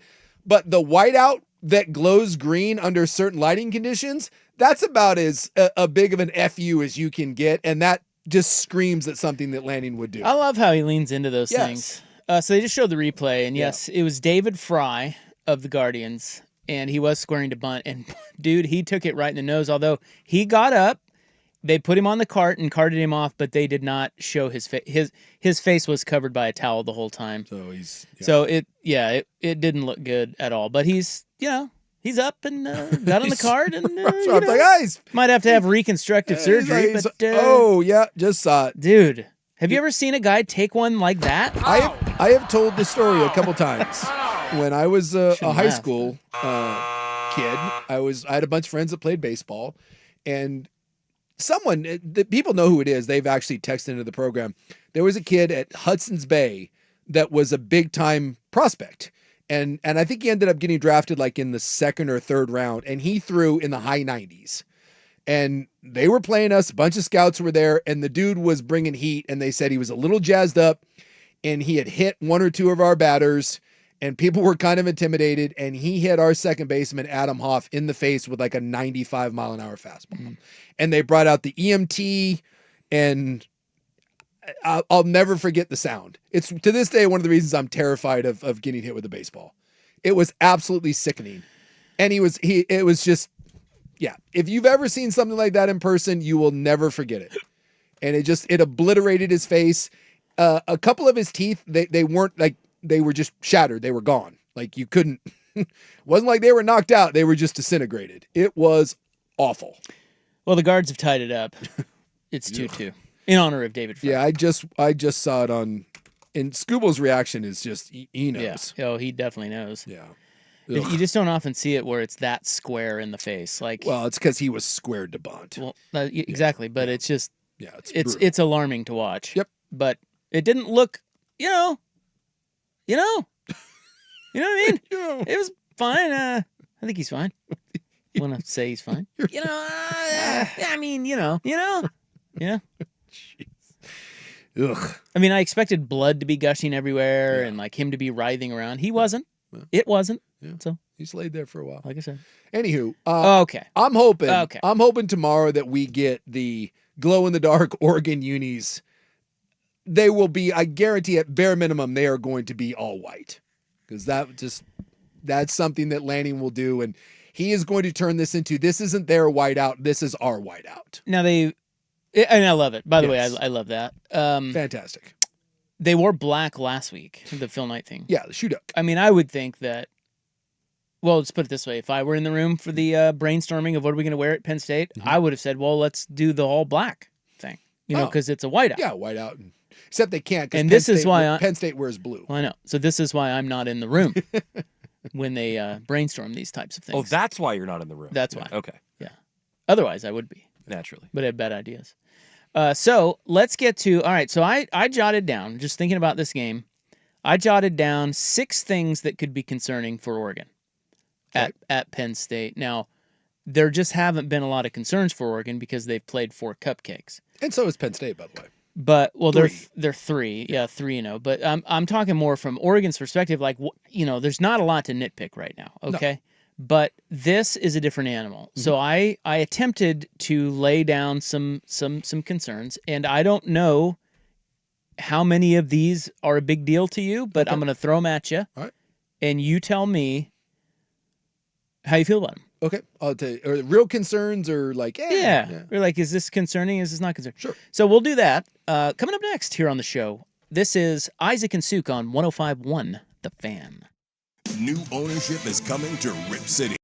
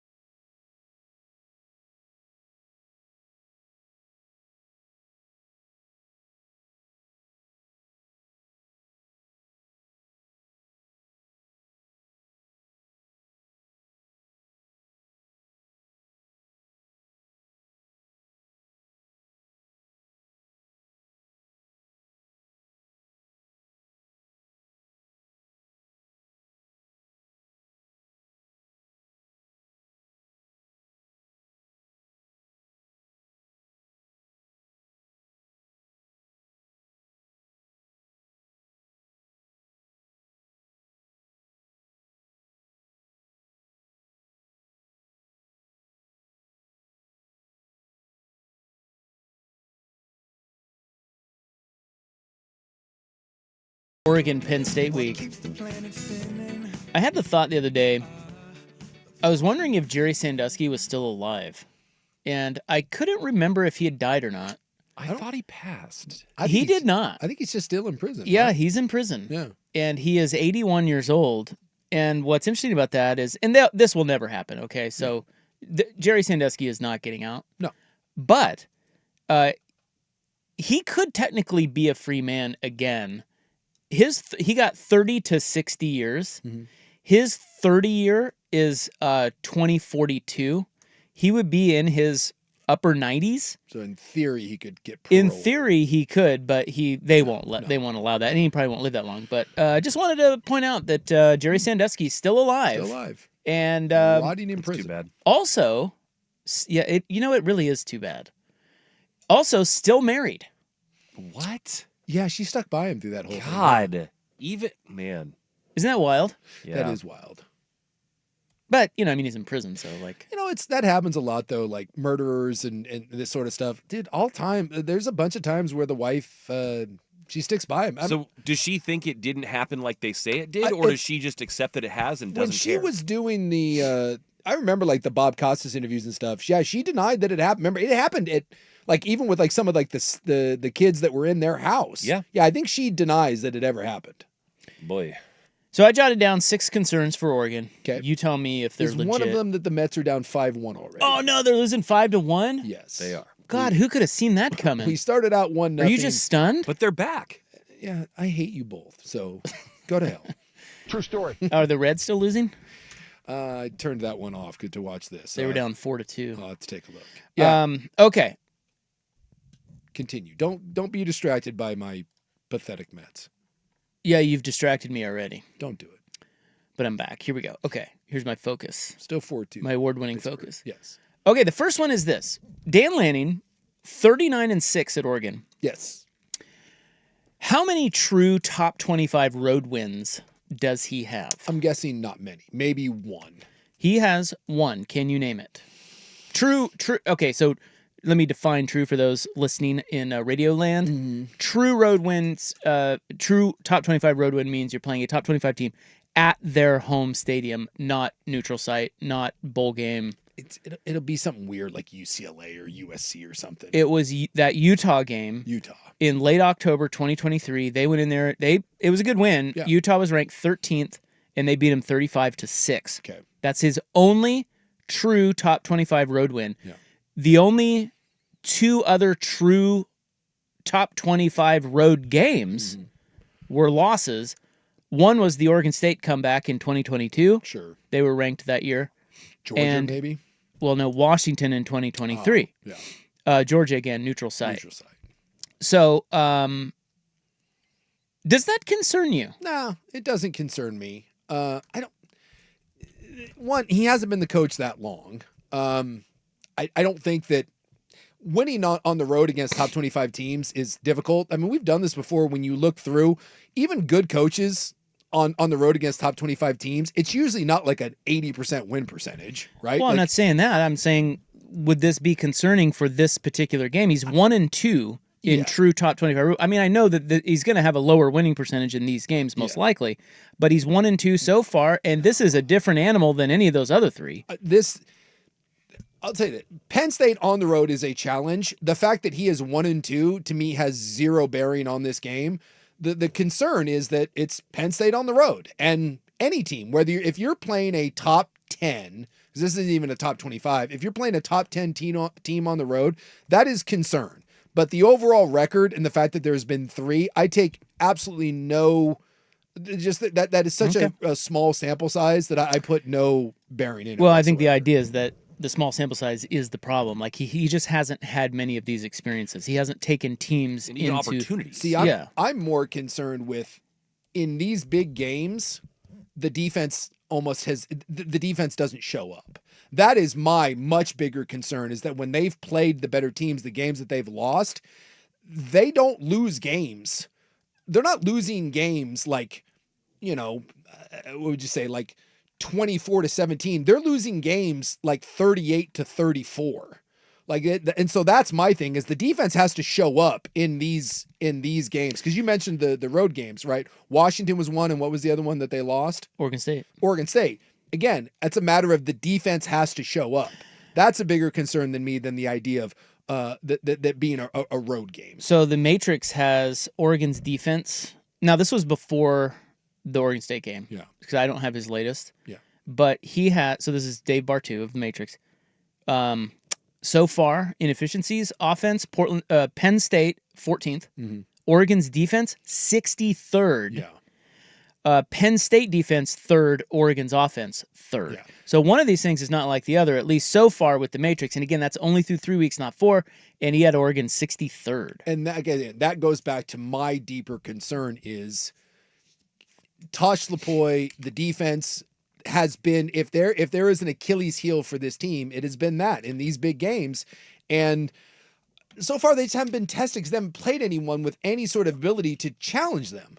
But we did see Northwestern force them out of their base defense and have to put an extra linebacker in. We saw Oregon State have one drive where they ran the ball effectively. Oklahoma State and Montana State offered no threat whatsoever.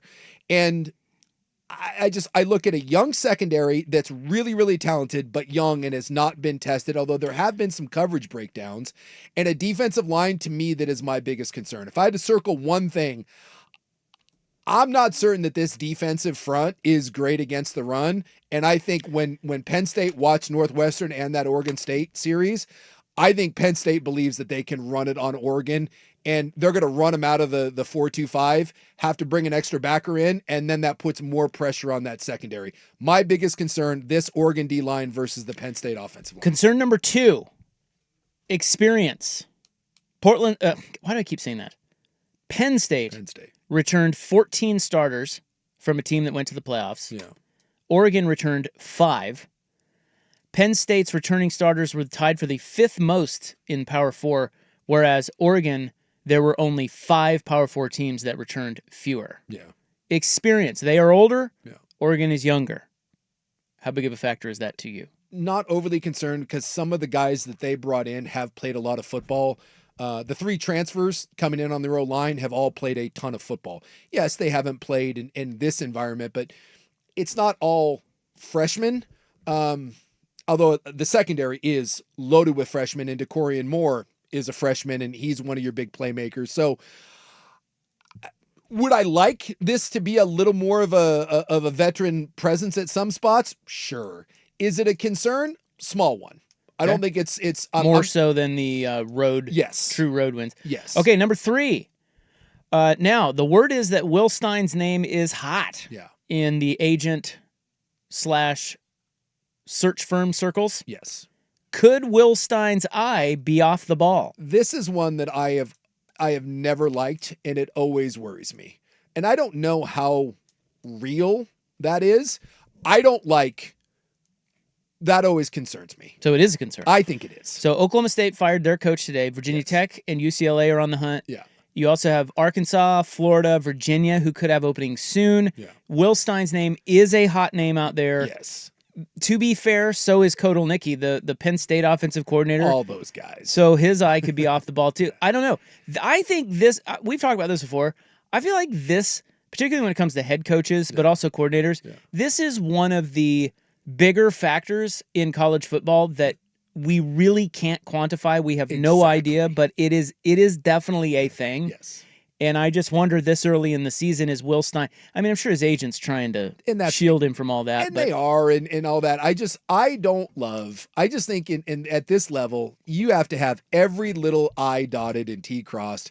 And I've always just one of those guys that I don't like when my guy is whispered around, but that just comes with the territory. And when you have a successful program, your guys are going to get talked about. So, but that may be a concern that I have, and I don't know. I don't have any way of quantifying if that is an actual real factor in any of these games. Well, I think the thing that concerns me about that is, 1, Will Stein's name is very hot. Yes. But 2, you've already got a bunch of openings, and so you know that there's some jockeying for position. If he's one of the top names, these things may be getting further down the road because you want to beat the other schools to a guy, then we think, and that means Will Stein's having conversations with his wife. He's having conversations with, Sure. like Well, we go back the Oregon State when Jonathan Smith left. We know that and maybe that was obviously like week 8 or something, but like that to me was a real factor in that season. Yeah, happened with Cristobal too. Absolutely. So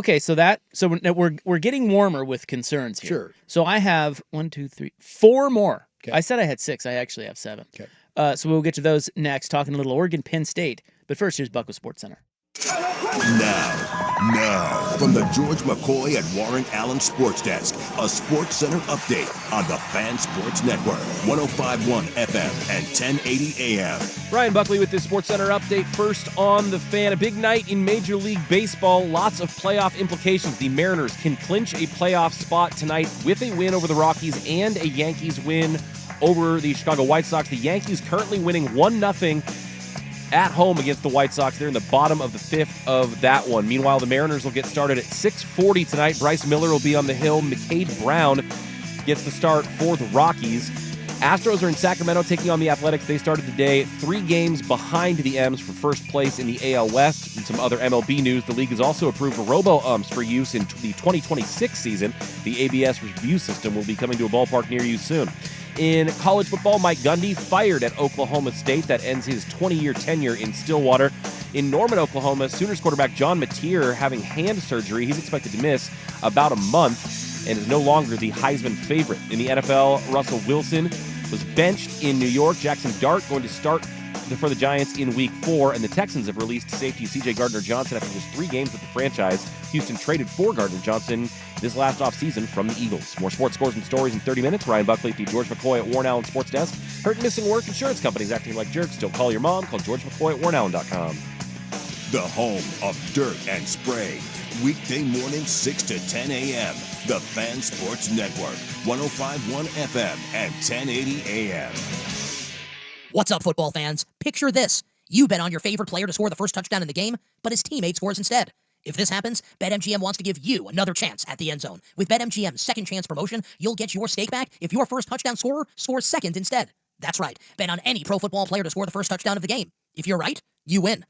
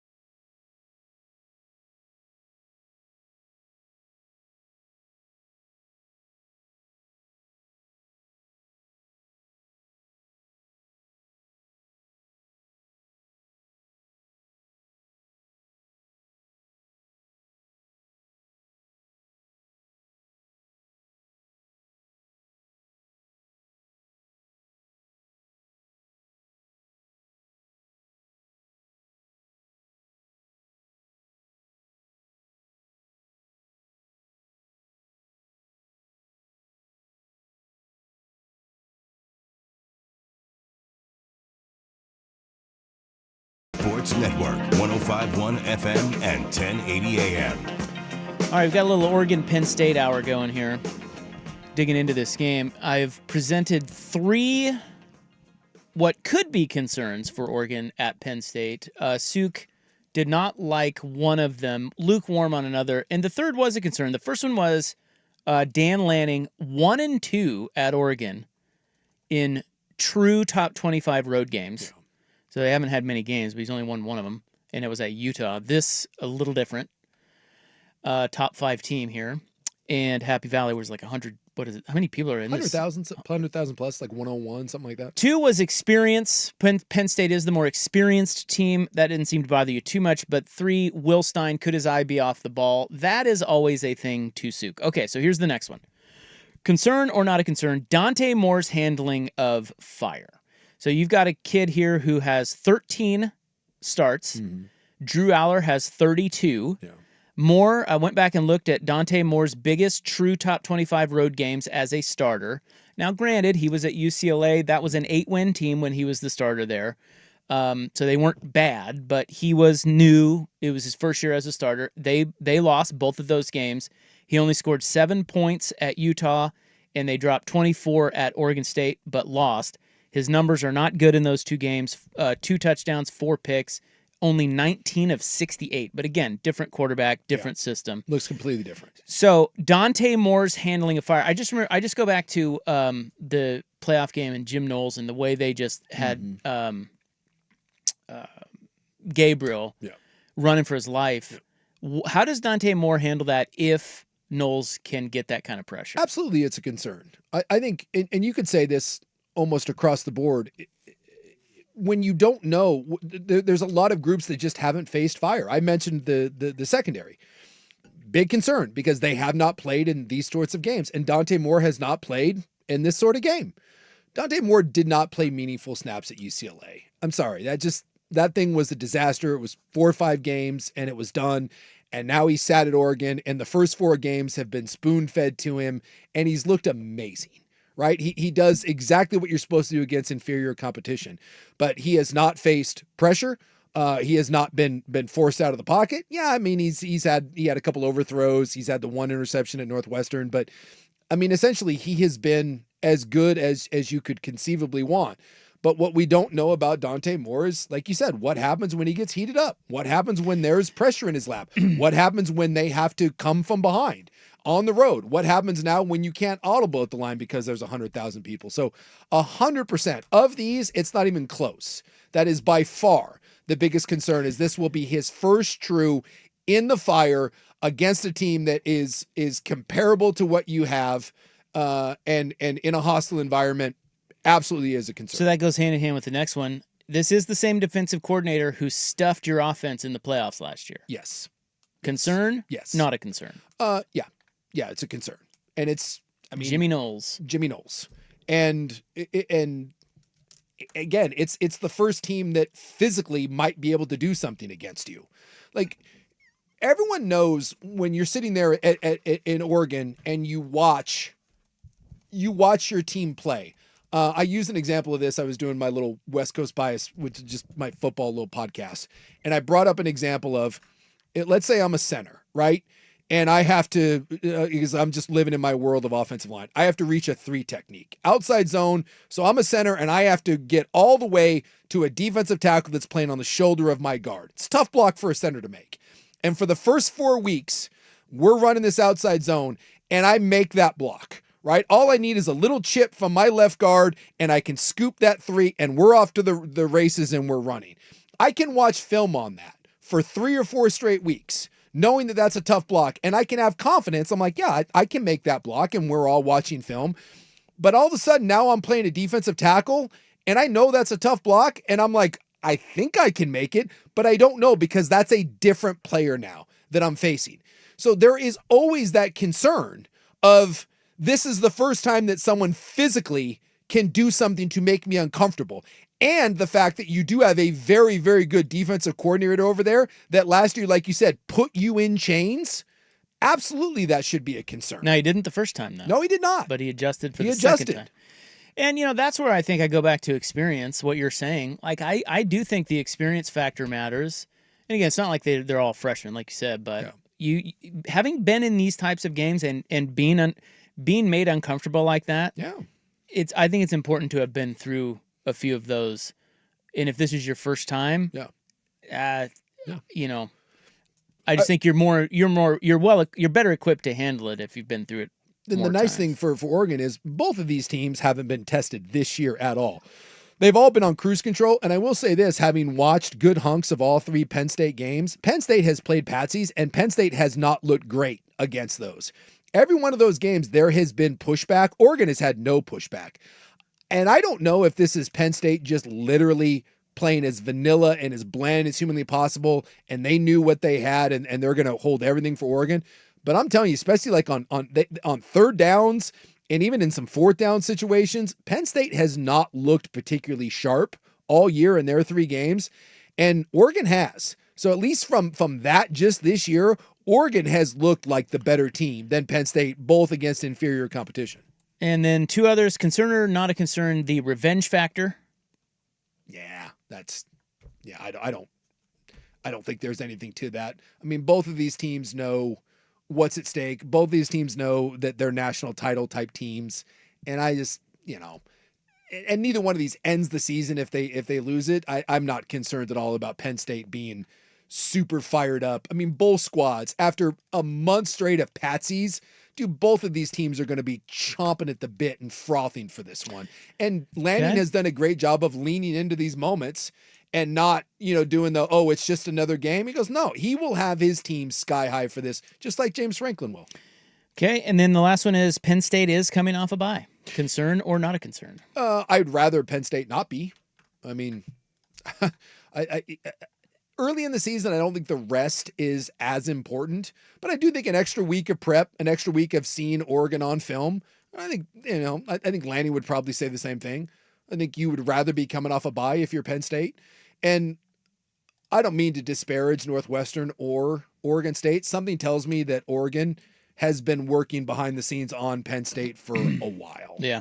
I don't think everything was used to prep Northwestern and Oregon State. I don't know. I have a lot of respect for both coordinators at Penn State, and I just think that's I think it's an advantage getting a week to just sit and watch you and wait for you. Yep. But you're right, Oregon. I mean, I'm sure they've been behind the scenes getting ready for Penn State as well. I go back to it. If I had to go with my concerns, I'll go with my just top 3 off the top of my head. Defense in big games has been a problem at Oregon. Again, I don't think Dan Lanning has lost a game at Oregon when they have scored less than 32 points. Like, their defense just has not shown up in big games. That's my number 1 concern. Defensive line being number 2, and a young, unproven secondary in big moments when there has been some breakdowns. As you can tell, I think their offense is going to be fine. Most of my concern lies on the defensive side of the football. Or it could all come back to the fact that James Franklin is 4-20 against the top 10. Bingo. And he doesn't win these games. No, and he does not. He just really doesn't. No. And I think it's even worse against top 5. And I'm not sure, where's Oregon ranked this week? Are they 6? I think 6. Okay, so this wouldn't apply, but he's 1-15 against the AP top 5. And I'm telling you, I mean, nobody expects Penn State to win. No. And yet they're favored. Yep. And I said it after 2 weeks, and I know Oregon has come back to the pack a little bit the last 2 weeks where they look great. They just don't look like they did the first 2 weeks. I said it after week 2. Oregon will beat Penn State. Watching these 2 teams, Oregon is better than Penn State. I really do feel that. I just have every time I've watched Penn State, I get left wanting more, and they just don't look that sharp. So I think Oregon goes in, and I think Oregon nicks them. Primetime follow-up is coming up next on The Fan.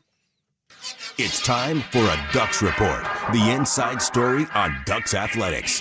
Brought to you by Mods PDX. The future of building is here. Well, we're not going to have recruiting with Andrew Nemec this week because of the Seahawks Thursday game, but Nemec did just drop an article over on the Sporting News saying that offensive lineman for next year, Tommy Tofi, a top 5 interior lineman, now 100% lock with Oregon. He's 6'6", 330 out of Archbishop Reardon High School. I got to tell you, I love this because his Twitch Have you guys seen his? That's what Lanning loves about it. Are That's you why he aware- talked to you about it. Yeah, are you aware of the twitch in this kid? The Twitch. You love that Twitch. You and Oh Lanning. man, He had been committed to Cal, had then flipped to Oregon. Well, at the end of the summer. Wilcox, I talked to Wilcox about this, and he said he loves his Twitch too. But this kid, he's going to Oregon because Dan Lanning's more about Twitch Tommy than Tofi. Wilcox. Tommy! Mods PDX, the future of building is here. If you're considering new construction and want it done right and fast by a team that's focused on innovation, collaboration, and creativity, you want Mods PDX. At Mods PDX, we craft beautiful, sustainable, energy-efficient buildings of the highest quality. Our modular approach means your project can be completed faster than traditional.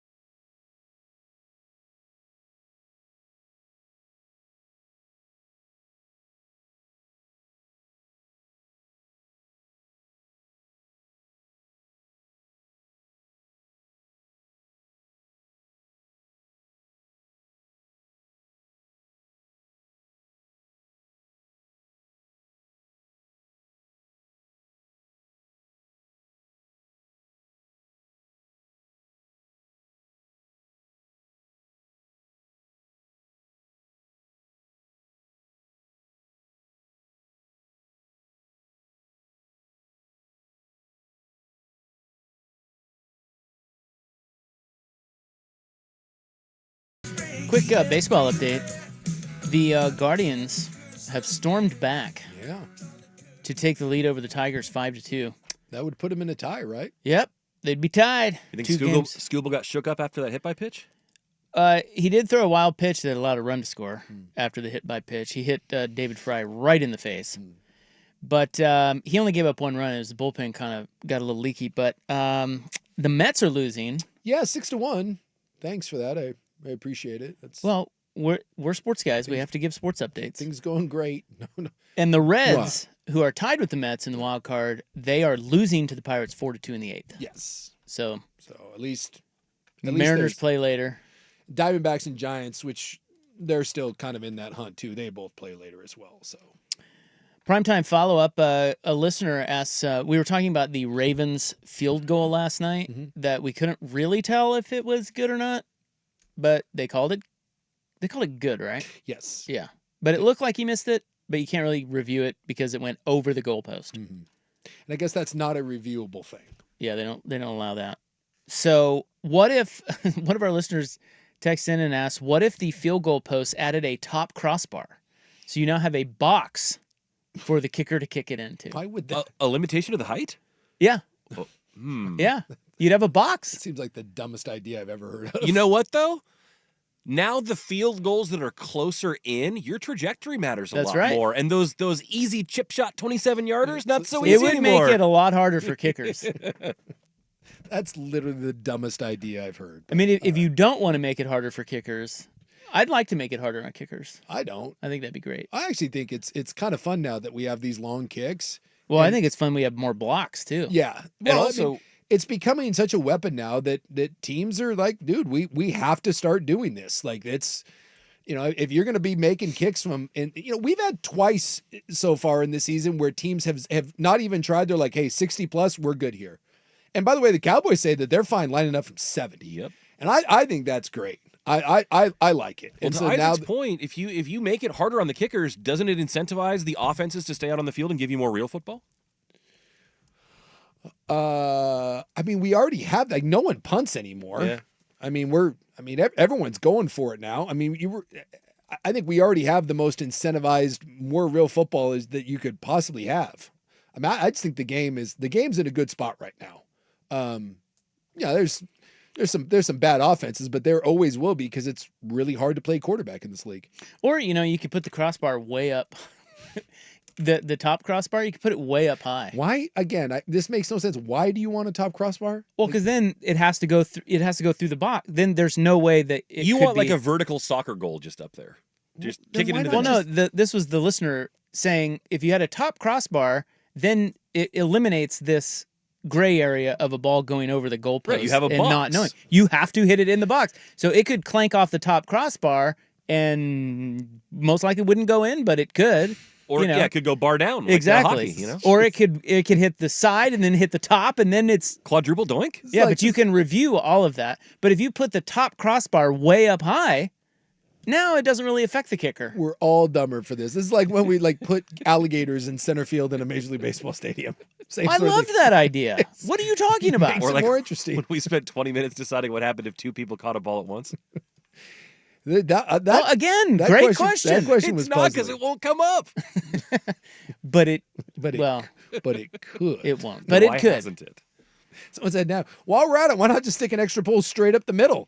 Hit that with a dong and get, Yes, you hit the left side, you get 4 points. You hit the right side, you get 3. Now we're talking. What if you just pick a fan of the game and you just swing them in front of it like a pendulum, and you have to they can block the field goal in midair if it lines up right. The kicker has to avoid the obstacle. Turns into some sort of Double Dare-esque. Oh my God, I love that. They're in a harness swinging back and forth, and they're trying with some drunk ass bro from the stands. Yeah. Oh yes. God, that's the best idea I've heard all week. Should we go throw hands in the 300 section later? Now we're cooking with gas. God, that's great. Welcome to the world of the XFL. It's not the XFL anymore. It's with the UFL, right? That horse crap thing. They tried to bring the XFL back too. Well, they brought the XFL back, and then it merged with the other thing, and I think it's now the UFL. Are any of those leagues still back?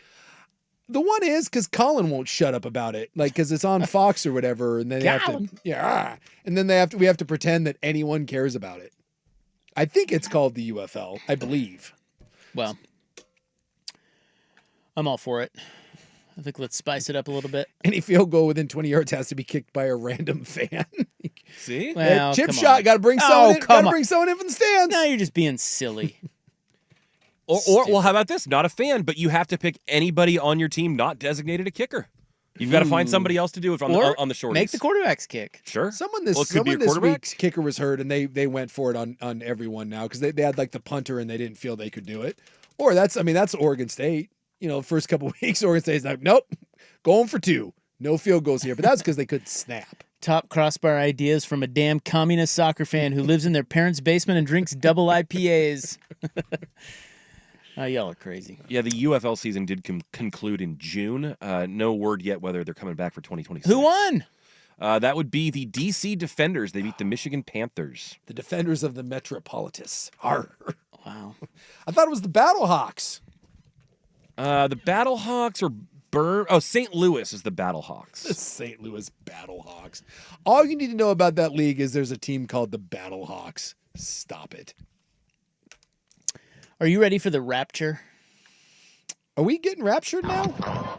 I saw a lot about that on social media today, but I didn't know why. It's a thing. I don't think I'm going to, if the rapture happens, I don't think I'm getting pulled up. Well, why would you? Why would you expect to get pulled up? I'm not. You're a heathen. That's my point. I don't want the rapture. You said, I don't know. I don't think. Yeah, no, you're not. You're down here with me, dude. So that's why Russ isn't going to be starting week 4. Rapture, yeah. Oh, he's getting pulled up. I saw that, and I didn't understand what was going on. So now the rapture's coming. We'll By get the to way, that. the Mets comeback is on. We're back. They're back. 6-3. We're back. Wow. We will get to that next. Club Hour on the Fan. What's up, football fans? Picture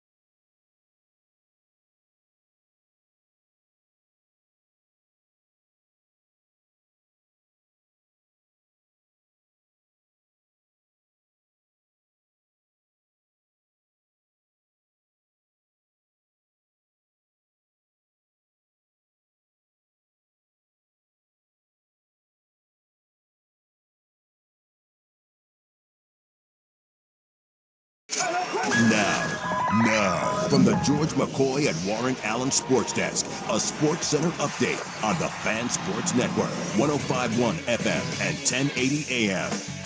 Ryan Buckley with this Sports Center update. First on the Fan, a baseball update. The Mariners can clinch a playoff berth tonight with their own win over the Rockies and a Yankees win over the White Sox. Yankees had been leading the White Sox, The Southsiders have taken a 2-1 lead in the Bronx there in the middle of the 7th inning there. The Mariners get started at 6:40, taking on the Rockies. It'll be Bryce Miller on the hill for the M's and McCade Brown on the bump for the Rockies. The Astros, meanwhile, are in Sacramento. They're taking on the Athletics. Houston started the day 3 games behind the Mariners for first place in the AL West. In other Major League Baseball news, the league has approved robo-umps for the 2026 season, the ABS review system coming to all ballparks next year. In college football, Mike Gundy fired at Oklahoma State. That ends his 20-year tenure in Stillwater. Oklahoma quarterback John Mateer having hand surgery. He's now no longer the Heisman favorite, and he's expected to miss about a month at time. And in the NFL, Russell Wilson benched in New York. Jackson Dart going to be the Giants starter going into Week 4. And the Texans have released safety C.J. Gardner-Johnson after just 3 games with the franchise. Houston traded for Gardner-Johnson in the most previous offseason from the Philadelphia Eagles. More sports scores and stories in 30 minutes. Ryan Buckley, the George McCoy at Warren Allen Sports Desk. Hurt and missing work. Insurance companies acting like jerks. Don't call your mom. Call George McCoy at warrenallen.com.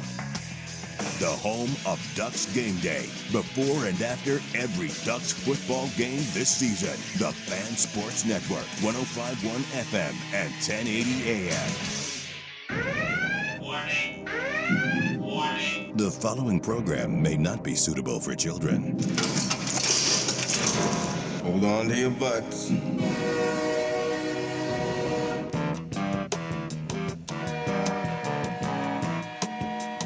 As the sun sets over Slabtown, in the shadows of the Fremont Bridge, a club comes to life where you can let your freak flag fly.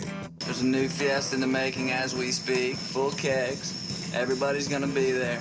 You ought to go. The only thing that's off limits are the words you can't say thanks to the FCC. They don't know what the they're doing. Do you understand that? We've given away too much to arrive at these political compromises. Yeah, now. Google me, bitch. Oh no, oh no. Well, my. Come on. You got another thing coming to the door. Here now. Yeah, now. Boy. Request denied. Oh, yeah, they signed that. Okay, we apologize. Bye. It's time for the club, baby. On 105.1 and 1080. The Fan. Hoo-wee. Mets tied it up. How you feeling? We're back. 6-6. I told you we're back. I never had any doubt. Brandon Nimmo. 6-1. I was confident. I was like, we're fine. It's only in the 5th. But... oh, believe me, there's plenty of time for us to screw this up. Hey, I was just squirting, and I saw, boy, that's something. Our squirt. Who's the company next to us? Esco. I can squirt or suck. Yes, they had a big press conference today. Yeah, I was just out. Well, I wasn't out there. I was walking by. We have big glass doors here, so we can see out there. Yeah, out to our front steps. Like a patio cocktail party situation going on, right? Do you know who's out there? No. Prominent fella. Do they work at Esco or just? No, I don't know anybody who works at Esco. I was gonna say who? I didn't know Esco was this big of a deal, but our fearless leader, Mayor Keith Wilson, is out there. Right the hell out of town. Okay. Should we try to flag him down? No. I want to talk to him about my homeless ideas. Well, he's out there. At least he was. I think they're kind of wrapping it up now, but yeah. So if you see tonight Esco on the news, that's our building here in Northwest Portland. We're over off of Thurman. I'd like to say that the mayor was a coward by refusing to come on and discuss homelessness with me, calling him out. Every time I pass their building now, I still think of your Santa Claus sleigh idea. Yeah, Esco makes Santa Claus sleighs. I stand by that. That's Painted what in that green. looks like. Painted in Color green. scheme wise, you're not wrong. It's painted in green and red. Actually, it's what are they like? They're like excavator excavators. Excavators. Yeah. They don't make the excavator. They just make the scoop. Well, apparently they're a big deal. They got Keith Wilson to come out. He was all suited up out there. Do you ever watch people in an environment like that? You know, like because they got tables and drinks and everything. Yeah. Everybody's all dolled up. Yeah, we had to park on the other side of the building today. I don't know. It's kind of funny to. I don't know. I was observing for a second before I had to come back in here, and it's just funny to me to watch people because like it's not an authentic setting, right? Like it's not it's forced and fake. Yes. It's like it's a planned. Hey, we're gonna make this a public appearance. We're gonna have these statements, but it's not like genuine schmoozing. But they are. But this is after the press conference, so they're all just standing out there drinking, and there's lots of hand motions, and, and everybody's hugging. It's all very produced. Yes, it. You can just see like the ladder climbing and the sucking up and the Mr. Mayor, I think you're a handsome man and very important. There's a lot love your policy on. Yeah, like you get into those environments, it's like, what can you do for me, right? That's what people are thinking. Oh, they're networking, they're trying to climb the ladder. The weirdest thing is everyone knows that the other person isn't being authentic, and yet they still engage in the weird, know. You know. That has always been so strange to me. Like that's why I don't like those environments much. It's so true. Everybody knows what is happening. Yeah. It's all a big game. Yeah. And yet, we're all still playing it. It's also why you and I will never ladder climb or be anyone of any importance. I just don't like playing that game. No, whenever we would go to like the national title game or like the Pac-12 Media Day, that's why no one likes it. This is because that's all that is. And then there's us. Why do so many people, why is that? I don't know. What? It's why? Like it's some sort of weird, generally accepted like best practices. And everyone does it, and it's just so fake. It really is. I am totally with you. Like whenever you go to but company work parties are a little bit like that too, where you have to pretend that because you work in the same building that you you want to talk to each other. And you're like, but you don't really. You don't really. You're like, it's. Yeah, but at least it's like, okay, look. I should probably show you some respect. Here's a night to show each other some respect. Sure, here's an open bar and one of those. We get the bit. Do you ever? Well, your lady doesn't actually have an office. Buck, have you had to go to your significant other's work parties? Once, yeah, I went to one Christmas party, but it was out at a restaurant. It wasn't in their building. Yeah. So I had been around her coworkers, but it wasn't in her actual work setting. Because this is new for me. The BTJ is the first person that I've ever dated that actually had a real job. And she has a bunch of work functions, right? Yeah, she has a bunch of work functions, and therefore I have to come be the +1. And so you got to be in those environments. I got to be in those, and you. It's double weird when I don't even work there. I'm just like that weird goon in the corner. Well, and but if you don't work there, then the pressure's kind of off. You're not really? ladder. Oh no! Well, no, you're not ladder climbing. You're not glad handing for any. No, but there's also pressure to fit into the conversations and stuff, and believe me, out of your depths a little bit. I get schooled by the BTJ as we're getting ready to walk into a place. The list of do's and don'ts that I get on any given day, I'm like, oh my god. What is it? You get hot lumber updates or something like that? Oh, What is it? What does she do? Yeah. Lumber. She's in the wood business. Yeah. Yeah. You talking lumber out there? Talking lumber. And then I all this that's slanging that wood. I'm out there. Yeah, she's out there slinging that wood. And then I'm thrown into that. I would honestly rather it be at least if it's your work, everyone. The other way, it's just you're I'm the wife. I'm just yeah. And then people start awkward conversations with you, and you're like, I don't even know who you are. Well, does she do the thing here's my guy, he works in sports radio, and then all the people want to talk sports with you? Bingo. Yeah. You're just a show pony. Just there. Now they get to fire off their hot takes at Souk. Yeah. There's a lot of that. Oh, sports, huh? Let me tell you my idea about baseball. You know what I think the Blazers should really do next year? Oh, we'll get a lot of Blazers stuff. stuff. The Blazers, yes. Oh my God. A lot of Blazer stuff. So what do you think? What do you think? Well, they suck. What do you think I think? Yeah. You watch them? So I'm telling you that the smooshing thing is one thing, but when you have to smooze on the behalf of someone else, I'm telling you, it's even harder. I didn't appreciate because we don't really even have we're not a real company. we're on radio. What? We're on radio for God's sake. We're a real company. Kinda. Are you kidding me? I go to their holiday party every year. And we're not on the New York Stock Exchange anymore, but don't ask why. When I go to the holiday party, it's a stressful thing. Our holiday party here? No. Over there. Yeah, the Mrs. holiday party. Yeah. Well, I think it's stressful for you because you probably have a hard time containing your willingness or your urge to do bits and make fun of people. Yeah. So that I'm guessing that's hard for you. It's like putting an alcoholic at a bar. Exactly. You can't. And all of those functions help have yourself. open bars, which means not only you getting me at that event, but you're getting me lathered up. Yeah. Okay. I get a lot of these. It's hard. Slow down. I'm like, yeah, we're not doing that. Slow What down. are you, my mom? How about mind your own damn business. If somebody else at someone else's work function is worrying about how much the plus one is drinking, right. they got their own problems. Don't monitor me. Exactly. What am I, 6? Mashing this gas. Two Let's people go. can cut you off, the bartender and your significant other. No one else needs to matter. And the bartender's probably full of it when they do. Yeah. This is unfair, but all right. We had one at the last holiday party, so they do a really nice job. Their company is great, and they have a kick-ass setup. And like you go to the bar, and the bar has they got 4 drinks that they're making, and then you can get your beers or whatever. And one of the cocktails they're making there's whiskey involved. So I calmly asked the bartender, "How about we just skip the other stuff and we just start pouring whiskey?" And the guy was like, "Oh no, oh no." "Oh, all right." And so it poured me a shot of whiskey, and I had to ask him, I'm like, "Look, we can do this where you pour me a glass of whiskey and then I come back 2 minutes later, or you can just pour me a lot of whiskey and we can both save the time." And things like that, I think when you are at the company, you may not be comfortable, but like you said, when you're the plus one, when you're just the pretty princess, what do I got to lose? Let's just start pouring some Four Fingers and let's get this party off right. Tex says, "I deal with this all the time. I work in the wine industry, but not at a winery. I'm a farmer. So people will schmooze with me thinking I'm somebody. Then once I get it through to their head that I'm just a farmer, they're done with me usually."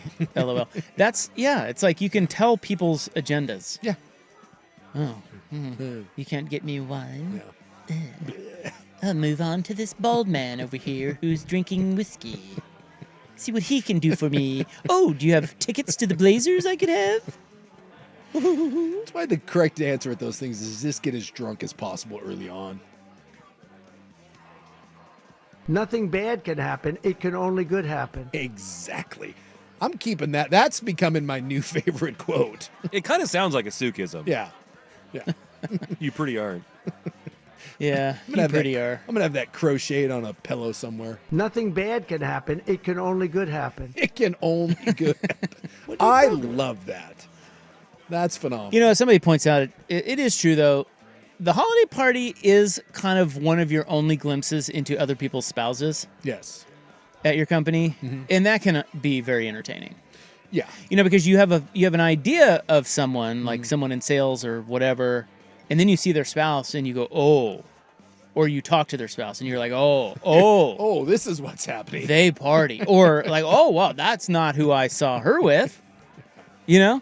The other element, too, is depending on how many social functions your company has, it can be really revealing about the type of person you work with outside of work. Like, you might know someone from their interactions you have with them every day, but then they start to tie one on, and you're like, "Whoa, Bill gets after it." Yeah, okay. Right. Yeah, there's always that one or two that your opinion of them will change at the holiday party. I think he's kind of cool. Because they hammer drinks, and you didn't expect it. Yeah. Ours was... freaking what's his nuts over there? Old what's his nuts? I forgot. Yeah, that helps. I forgot his name. They fired him, but old what's his nuts? Rocco. Mike Rocco. I have no idea what you're talking about. None. No, Chuck. Wasn't it Chuck that got all house? He just retired. I don't think they fired him. I think they fired him. Did they? Yeah. I don't think it was. I don't know. He was our comp controller. Maybe so. No, he's our comptroller. Everything's computer. He's from Compton. Everything is. What is it? He's is it from comptroller? Compton. Comp? Well, Chuck is an animal. Yeah. And we learned. I don't know. It's just like you don't hang out with Chuck outside of work, and then you hang out with Chuck outside of work, and you're like, whoa. Yeah. Chuck's big whiskey enthusiast, right? Yeah. Parties, man. Well, he's a big dude, too. We had Jeff's going away party at Great Notion, and the bar that I drink at, Jerry's, is literally across the street. So after that finished up, I merely said, "Well, if anyone wants, I'm continuing this evening over at Jerry's." And it was surprising who decided to come along. Yeah, the ones you least expect. Yeah, I was like, "Oh my God." I was like, "All right, like this is happening." Okay. And to see those people like you're on like they're on your home turf, it is an interesting road game. It is, yeah. You perform differently. Yeah. Like Dante Moore on Saturday. Absolutely. There's some pressure. And let's say some people were a bit disappointing. Oh. Who'd you have? I don't want to call out names, but the Russian? I'm just saying, I was a little interesting. I mean, she's Russian. She should be able to pound, right? They drink like fish over there. Yeah. I think we're going to stop. No, we're not. Got a lot of friends that are fat. All right. It's the Rapture. It's here next on The Fan. Oregon Ducks football is on the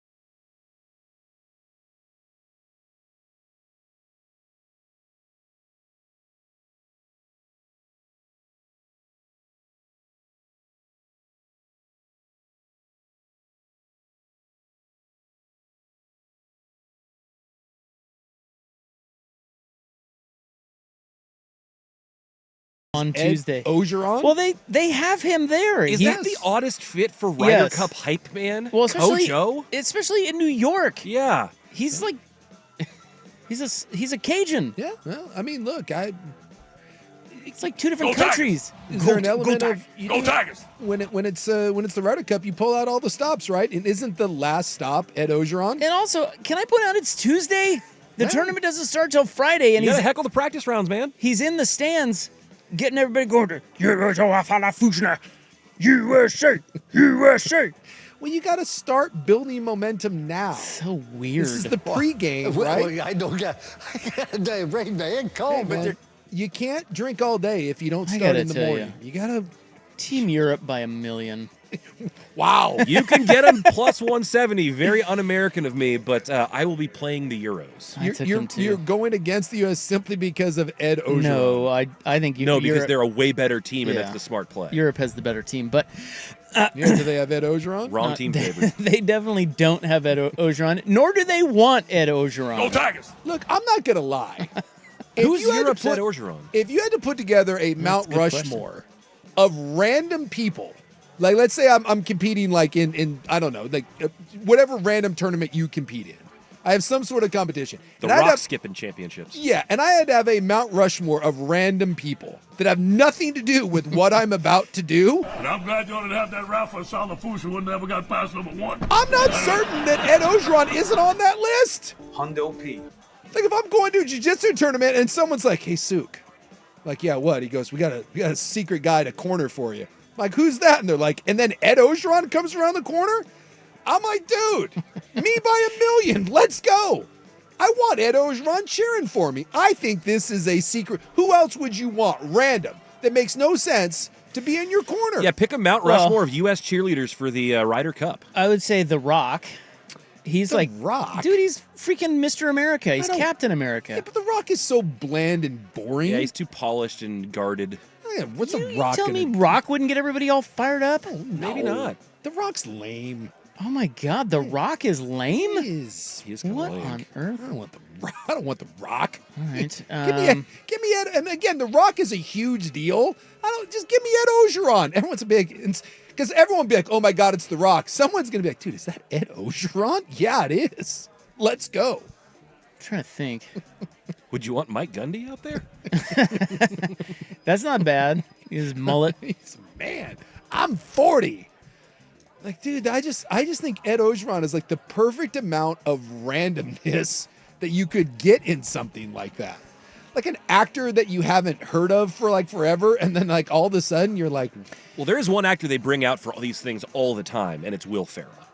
Yeah. Like whenever there's like events and they want somebody to kind of like ham it up, it seems like he is always on call. What about Ron Swanson? yes. Oh yeah, Dude. Nick Offerman? yeah. Hell yeah. He'd be great. Hey, I know this is going to be really weird, but I want Wayne Newton there. Again, just Yeah? Wayne Newton's weird plastic face. Singing a tune? Yeah, like all of a sudden someone's like, why is Wayne Creeping out Newton? the Euros. I don't know, but he's there. And like Neil Diamond. Ooh, what about like Well, Steve Perry? Neil has, Oh, yeah, he's got I like think he has Parkinson's. Parkinson's or dementia. What or about something. Kid Rock? Would he scare the Euros? Oh God, that dude! Don't. It would scare me. They would. They He's might. probably going to be there anyway. Yeah, I was gonna say they might do that. Yeah, Well, Scheffler's a Trumpy. No, he's not. Yeah. I sent you a clip today where he's talking about That's how he AI. treats everyone so well. No. That's AI. Are you sure? Yeah. You sure? Look at his lips. You sure? No, I'm not. But look at his lips. Although I did one. There is one person. I can't say who, and I can't be too specific. Mm-hmm. I have heard. Well, I shouldn't say this. Also, like, There was one. I had a run-in with someone who is in golf. Yeah. Who once told me something about Scotty Scheffler that I have not heard anywhere else. That I was like, ooh, I don't know about that. Wow. But it's It's out there. maybe or- maybe they're right. I don't know. I just dismissed it as I don't think they know what they're talking about. But maybe they do. It's one of those late night bar hounds. I don't know. Who else? Shia LaBeouf. Oh God. Give him to Europe. Shia LaBeouf. don't even know what he's doing now. He had that thing where he was like going off the reservation, like he was at Mount Rushmore screaming, "Do it!" over and over again. You know, Yeah, that dude's like that dude's Isn't he all like insane. roided up and stuff? I think so. Yeah, he's got some issues. He's got some stuff going on. Ooh, Jack Black. There you go. That's good. Yeah. That could be fun. Get up He'd there, be run- great. He could lead some songs and stuff like Freaking that. insane. Danny McBride. Oh, yeah, get him as There's Kenny the Powers. one. Yeah. There's the one. Yeah. If you want to motivate me, give me Danny McBride. When he's down in the Mexican leagues in Eastbound and Down, and he comes out in his like Uncle Sam suit. I am a real American. Hulk Hogan. I like Oh. that. He's dead. I like Danny McBride. That might be my favorite so far. The Mets have taken the lead. Suck it, Cubs. Oh, maybe Dan Lanning out there. He was at the Phoenix Open a couple years ago. Yeah. Yeah. Of course, Dude, he's a little busy. I'll tell you what. I am not a guy that likes pregame speeches because I've never experienced a good one. I like what Dan Lanning has going on, and I loathe pregame speeches. What if he does a really good job with that? What if the U.S. rolled Corey Feldman out there with his guitar?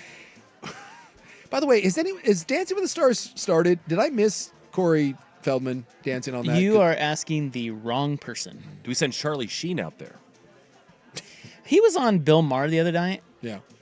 First of all, shockingly small man. Did you know how small he is? All those Hollywood types are. They kind of are, it seems like. But he is really small. He seemed like a bigger dude, though. No, look at his little bird hands. Like he's got tiny, weird looking dude. Well, Emilio just a Estevez huge head. is a little fella, and they're brothers, so. Yeah, and Sheen, boy, I got to tell you, Maher was sucking up to him, and I don't get the Charlie Sheen. I don't either. I just don't get the bit. Like he didn't really say anything interesting. His brain's fried from all the drugs he's done. Yeah, he's terrible. Why do we love Charlie Sheen? I think it's because it's the train wreck thing. Like you can't look away, and the idea that he got so successful while being as effed up, and yet somehow he's still living. Yeah, he's got AIDS and like. Yeah, they did talk about that. Yeah, but he said, by the way, that he said. Again, I was watching that stupid documentary of his, like kind of in the background, and he said something was like the worst thing that ever happened to him, and it wasn't AIDS. I'll see if I can find what it is. It was like the most weird random thing, like something that was a mild inconvenience, and he goes, "That's the worst thing that ever happened to me." Well, he claimed that the cartels cut him off because he was doing so many drugs. Was that the horrible thing that happened to him? I'll see if I can find. I guess I don't know. I don't know why we glorify that. I mean, what is he? Is he interesting outside of just having done massive quantities of drugs? And even if he were interesting, he's kind of an ass about it. He Yeah. thinks he's great. He's not working. Like, what's They cool were about treating him right now? with such reverence on there. I was like, all right. I guess he wrote a book or something, maybe. Yeah. Does he have a memoir? Never out? going to read it. Something like that. And he's got the documentary. He is a human piece of garbage. But it's amazing how often with a huge head we celebrate that. And he's been crappy to every person like in his life, and you know. Yeah, it's weird. All right, now the Rapture is here. Next, here's Buck. Now, from the George McCoy and Warren Allen Sports Desk, a Sports Center update on the Fan Sports Network, 105.1 FM and 1080 AM. Ryan Buckley with this Sports Center update brought to you by Reynolds Defense Firm. If you've been arrested for DUI, you need a team of attorneys that you can put your trust into. Call Reynolds Defense Firm today, online at reynoldsdefensefirm.com. First on the fan in Major League Baseball, the Mariners can clinch a playoff berth tonight. They need a win and a Yankees win over the White Sox.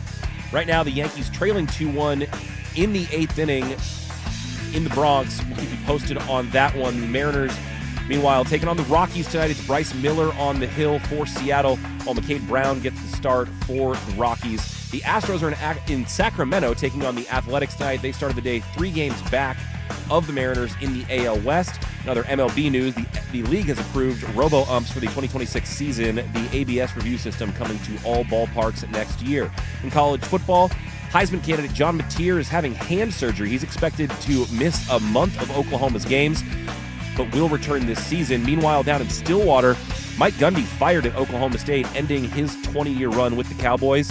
In the NFL, Russell Wilson's been benched in New York. Jackson Dart will get his first start of the season in Week 4, and Texans release safety C.J. Gardner-Johnson after just 3 games with the team. Houston traded for Gardner-Johnson in the offseason from Philly. More sports scores and stories in 30 minutes. Ryan Buckley at the George McCoy at Warren Allen Sports Desk. Hurt and missing work? Insurance companies acting like jerks. Don't call your mom. Call George McCoy at warrenallen.com. the home of the Fan Happy Hour with Luke Anderson. Weekdays 2 to 3. The Fan Sports Network, 105.1 FM and 1080 AM. Hey, it's Rob for Window Nation, where we're winding down their September deal. Now, I did get a sneak peek at the October deal, which is coming up next month, and it is good. But I can tell you that if you have been sitting on the fence about getting new windows for your home, it would behoove you to take advantage of this deal they have going on right now in September, because they are offering 50% off all window styles right now at Window Nation, and you can put zero down, make zero payments, and pay zero interest for 2 years, so you'll pay nothing until 2027. Now, I will say it's possible that you can get that same deal next month, but not if you don't replace all of your windows. That's the thing they're doing. They're changing it up. So if you need new windows for your home, no matter how many, right now is the best time to do it with Window Nation, a proud partner of the Portland Thorns. They, if you replace all your windows, we'll toss in a pair of Portland Thorns home game tickets or a VIP experience. They have an A+ rating from the Better Business Bureau. They have a 96% customer satisfaction rating, but this sale does end September 30th, so only about a week left. Don't miss out. If you've been putting it off, just get on their schedule. See how much money you can save. It's fast, and it's a free estimate. At windownation.com, you can sign up there, or go to give them a call at 866-90-NATION. So go to windownation.com or 866-90-NATION to schedule a fast free estimate. And once you get that, it's no obligation. You don't have to go through with it. But I think once you see the savings, you will. 50% off all window styles for another week. Schedule your appointment now, windownation.com or 866-90-NATION. License number OR 249065. Coastal Farm and Ranch. If you're 55 years or older, Tuesday is your lucky day at Coastal Farm and Ranch with a 10% discount on almost everything in your cart from their Country Lifestyle Superstore. Just what the country needs. We're with Ken and Donnie from the Advocates. Whether it's something big or a small injury, the first thing that insurance companies do are pretend to be really nice and then offer you a few pennies to get you to go away. That's the diminish part, when they're just coming out really quick with this might be attractive number to some people, but the idea is, like, let's get this over with before you even understand what's happened to you. Defense will ask for a continuance every single time. And that's the delay part. They're just trying to drag this out until the person or the law firm caves. You need more than a lawyer. You deserve an advocate. AdvocatesLaw.com.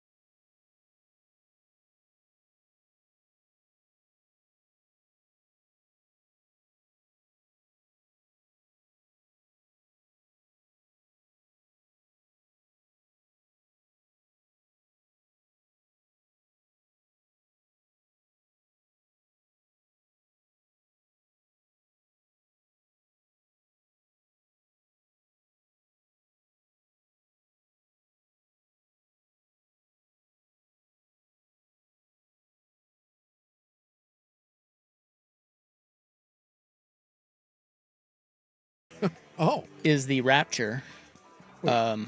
I don't know if you guys are on TikTok at all. Today and tomorrow? Yeah, they're saying either day. Oh, either day possibly. So the Lord works in mysterious ways. Well, I don't know if you've been following. Probably haven't. I have not. Here's the situation. It's a little thing called Rapture Talk, and it's a corner of TikTok that is hotly anticipating the Rapture, believed to be today or tomorrow. Oh. And that is, for those that don't know, the belief that faithful Christians, living and dead, shall soon be swept up into the sky with Jesus. Wait, if you're dead, how do you get... Aren't you already in the sky? I don't know. How does that... Maybe he's yanking him from hell. I'm not sure. Okay. But TikTok is filled with videos of content creators who genuinely believe the world is coming to an end, and some are even selling their cars and quitting their jobs. Yeah, I had donating assets. What was the one when was it the Aztecs and the Mayans that had the calendar that ran out? I think it was the Mayan. it was calendar. the Mayans. The Mayans. We have for a while there. We had the same tax guy, and I remember talking to him, and he said that there were people that were literally like, "I don't need to worry about like financial planning because it all ends. It'll be done after that date." Yes. And he was like, yeah, let's not do that. Like they wanted to take out, they had people that wanted to take out like money out of their 401k and stuff to go on some trip. And he's like, you can't do that. And they're like, well, it's all going to end. Hey man, it's a hell of a thing. Belief in the, whatever the afterlife or.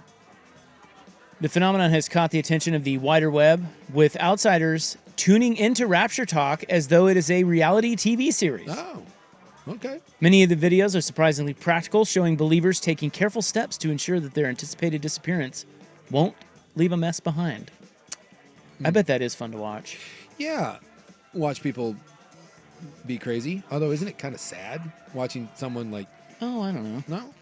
I mean, believe what you believe. Can you... Maybe they're right. Like, if you've been a terrible person, can you just do, like, can you fix everything in the span of, like, one day and be like, I'm sorry, and now, like, take me up? Non-believers. Yeah, isn't the deal with God and Jesus that you can just repent at any time and you're good? That's what I'm counting on. I'm counting on that whole deathbed repentance thing. But, boy, I'll tell you what, if I get to the other side and it turns out that Mormonism thing is real, I'm in some trouble. Like, that's honestly, like, my biggest fear is I get to the other side and, like, Jesus and Joseph Smith are waiting for me, and I'm going to just be like, damn it. And they're like, told you. At that point, just point me to the other way. Assuming they've got women and drugs there, so just... What's the difference when you're dead? I don't know. That'd be the question I would ask. They may be poking me with something. I don't know. What's the eternal damnation or fire? I don't know. Non-believers are firmly expected to be left behind, so if you don't notice anything unusual happening on Tuesday, that might just be part of the divine plan. The old... Well, I do like, too, when everyone, like, over the years, when everyone says, like, the end is coming and then it doesn't come, then the spin of... Because then some religious leader has to then explain why it didn't happen, but it will happen next time, and then that comes, then you have to keep kind of... Yeah, you get a glorious re-explanation of what to expect now. And people keep believing it. It's the damnedest thing. Yeah. Faithful TikTokers believe the Rapture will arrive today or possibly tomorrow. The specific date came from Joshua Kezel my ass. Malakela, a South African pastor who claims that he saw Jesus in a vision returning to the world on Rosh Hashanah, which is today. In an interview on TV, he warned the rapture is upon us whether you're ready or not. He gave his prediction a bit of breathing room, clarifying that the rapture will occur on the 23rd and 24th of September 2025. So if nothing happens today, don't worry. No, you're still fine. have tomorrow. Still got that one. And the rapture is where Jesus descends from heaven and lifts up all his faithful. I mean, I'm asking. I don't know. Yeah, I think I don't know what the hell a rapture like the blue light comes and like you get sucked up, but then like Star Trek. Yeah, but then I don't know. Like, are the rest of us down here? Then do we just get to like hang out or like? I think the idea is I don't remember in church. I'm going to be honest. I didn't pay that much attention, but I think the idea is that like they all get up into heaven, and then all hell breaks loose on earth. And like we're forced to like be down here while like, war and famine and all the other crap. Why is it that there are sometimes rapture predictions, but then other times apocalypse? I think that's the same sort of thing. Prediction. Well, I don't think it is. No, because I think the rapture is supposed to be the idea of like God like taking people. Yeah. Whereas apocalypse is like end the of the world. Time. Yeah. No, but I think again, Look, you're the expert on this. But that's the sad part. I say all the time, like, I should not be the religious expert. I was a lie. And that's true. I believe the idea is that the rapture precedes the apocalypse. So so everybody's saved before the world ends? Yes. Everybody that is a believer? Yeah, everyone that's cool gets to not, they don't have to experience the crap. And then the rest of us have to wallow in all of this. And then, like, I think that's the point. Okay. So do what you're supposed to do, and then you don't have to deal with any of that. You get the blue light. Well, I don't think it can be the rapture because Isaac Newton told us in 1704 that the world would shift in 2060. So we still have time. Yeah, I don't know, man. And with hair So that's like your personal science rapture? Well, yeah, he did say that. No, I know. Yeah. So that's what you're running with, though? Some sort of pole I'll go with reversal that. thing. We're not ready yet. I got in trouble once. I didn't get in trouble, but I was scolded. They were talking about this in like the end of times, and like it's like if you read like the Bible, it's like the end of times is not good. It's like it's billions of people dying, and there was like someone in there that was like, I just hope I'm around to see it. What a glorious thing. And I was like, really? It's not supposed to be beautiful. Oh, I'm like, I get like you get like the idea is like at the end you get to like meet everybody, but like you want to see like friends and family members like and billions of people die. And then You want to tell me you're looking towards the other side? That's one thing. You tell me you're excited to see that go down? Nuh-uh. Let's got to do something. And then I was told Brother Sakanica, brother, basically can it. Touchdown 6, brother. Did you tell him that? My input was Hey, often touchdown not 6, brother. My opinion was often not wanted. Brother Sakanik. I was Brother touchdown Sakanik, though. 6. Yeah. Touchdown 6, brother. See, I should have dropped that. You've seen pictures of Isaac Newton? You know what that dude looks I like? think I have an idea of what he looks like, but I think those are all like drawings. I don't like. Doesn't he kind of Well, have yeah, like? I guess it wouldn't be pictures. Yeah, doesn't he have like the? His doesn't he have, hair, like, kind of the curly, dude, like the British wig. It is wild. He looks so absurd. I'm checking. Yeah, he's got the. Yeah, that's a wig. He looks like one of like the British dudes. How could you take him serious? I mean, I know he was a scientist and you know, knew his stuff, but how could you take that? I do man appreciate though if you've seen a photograph. He was born in 16. Is it one of those fashion things, though, where, like, we think that independently he looks like a doofus, but, like, everyone back then looked like a Well, doofus, yeah. so he just looked average? Yeah, I'm sure it was normal then, but, I mean... That's what you did, man. You wore those yeah, wigs. So it's really just an indictment on the era and their fashion. Yeah, no question, but look at him. Well, I think you had to wear that wig because, like, your head was, like, rotten and had scabies and all that other stuff.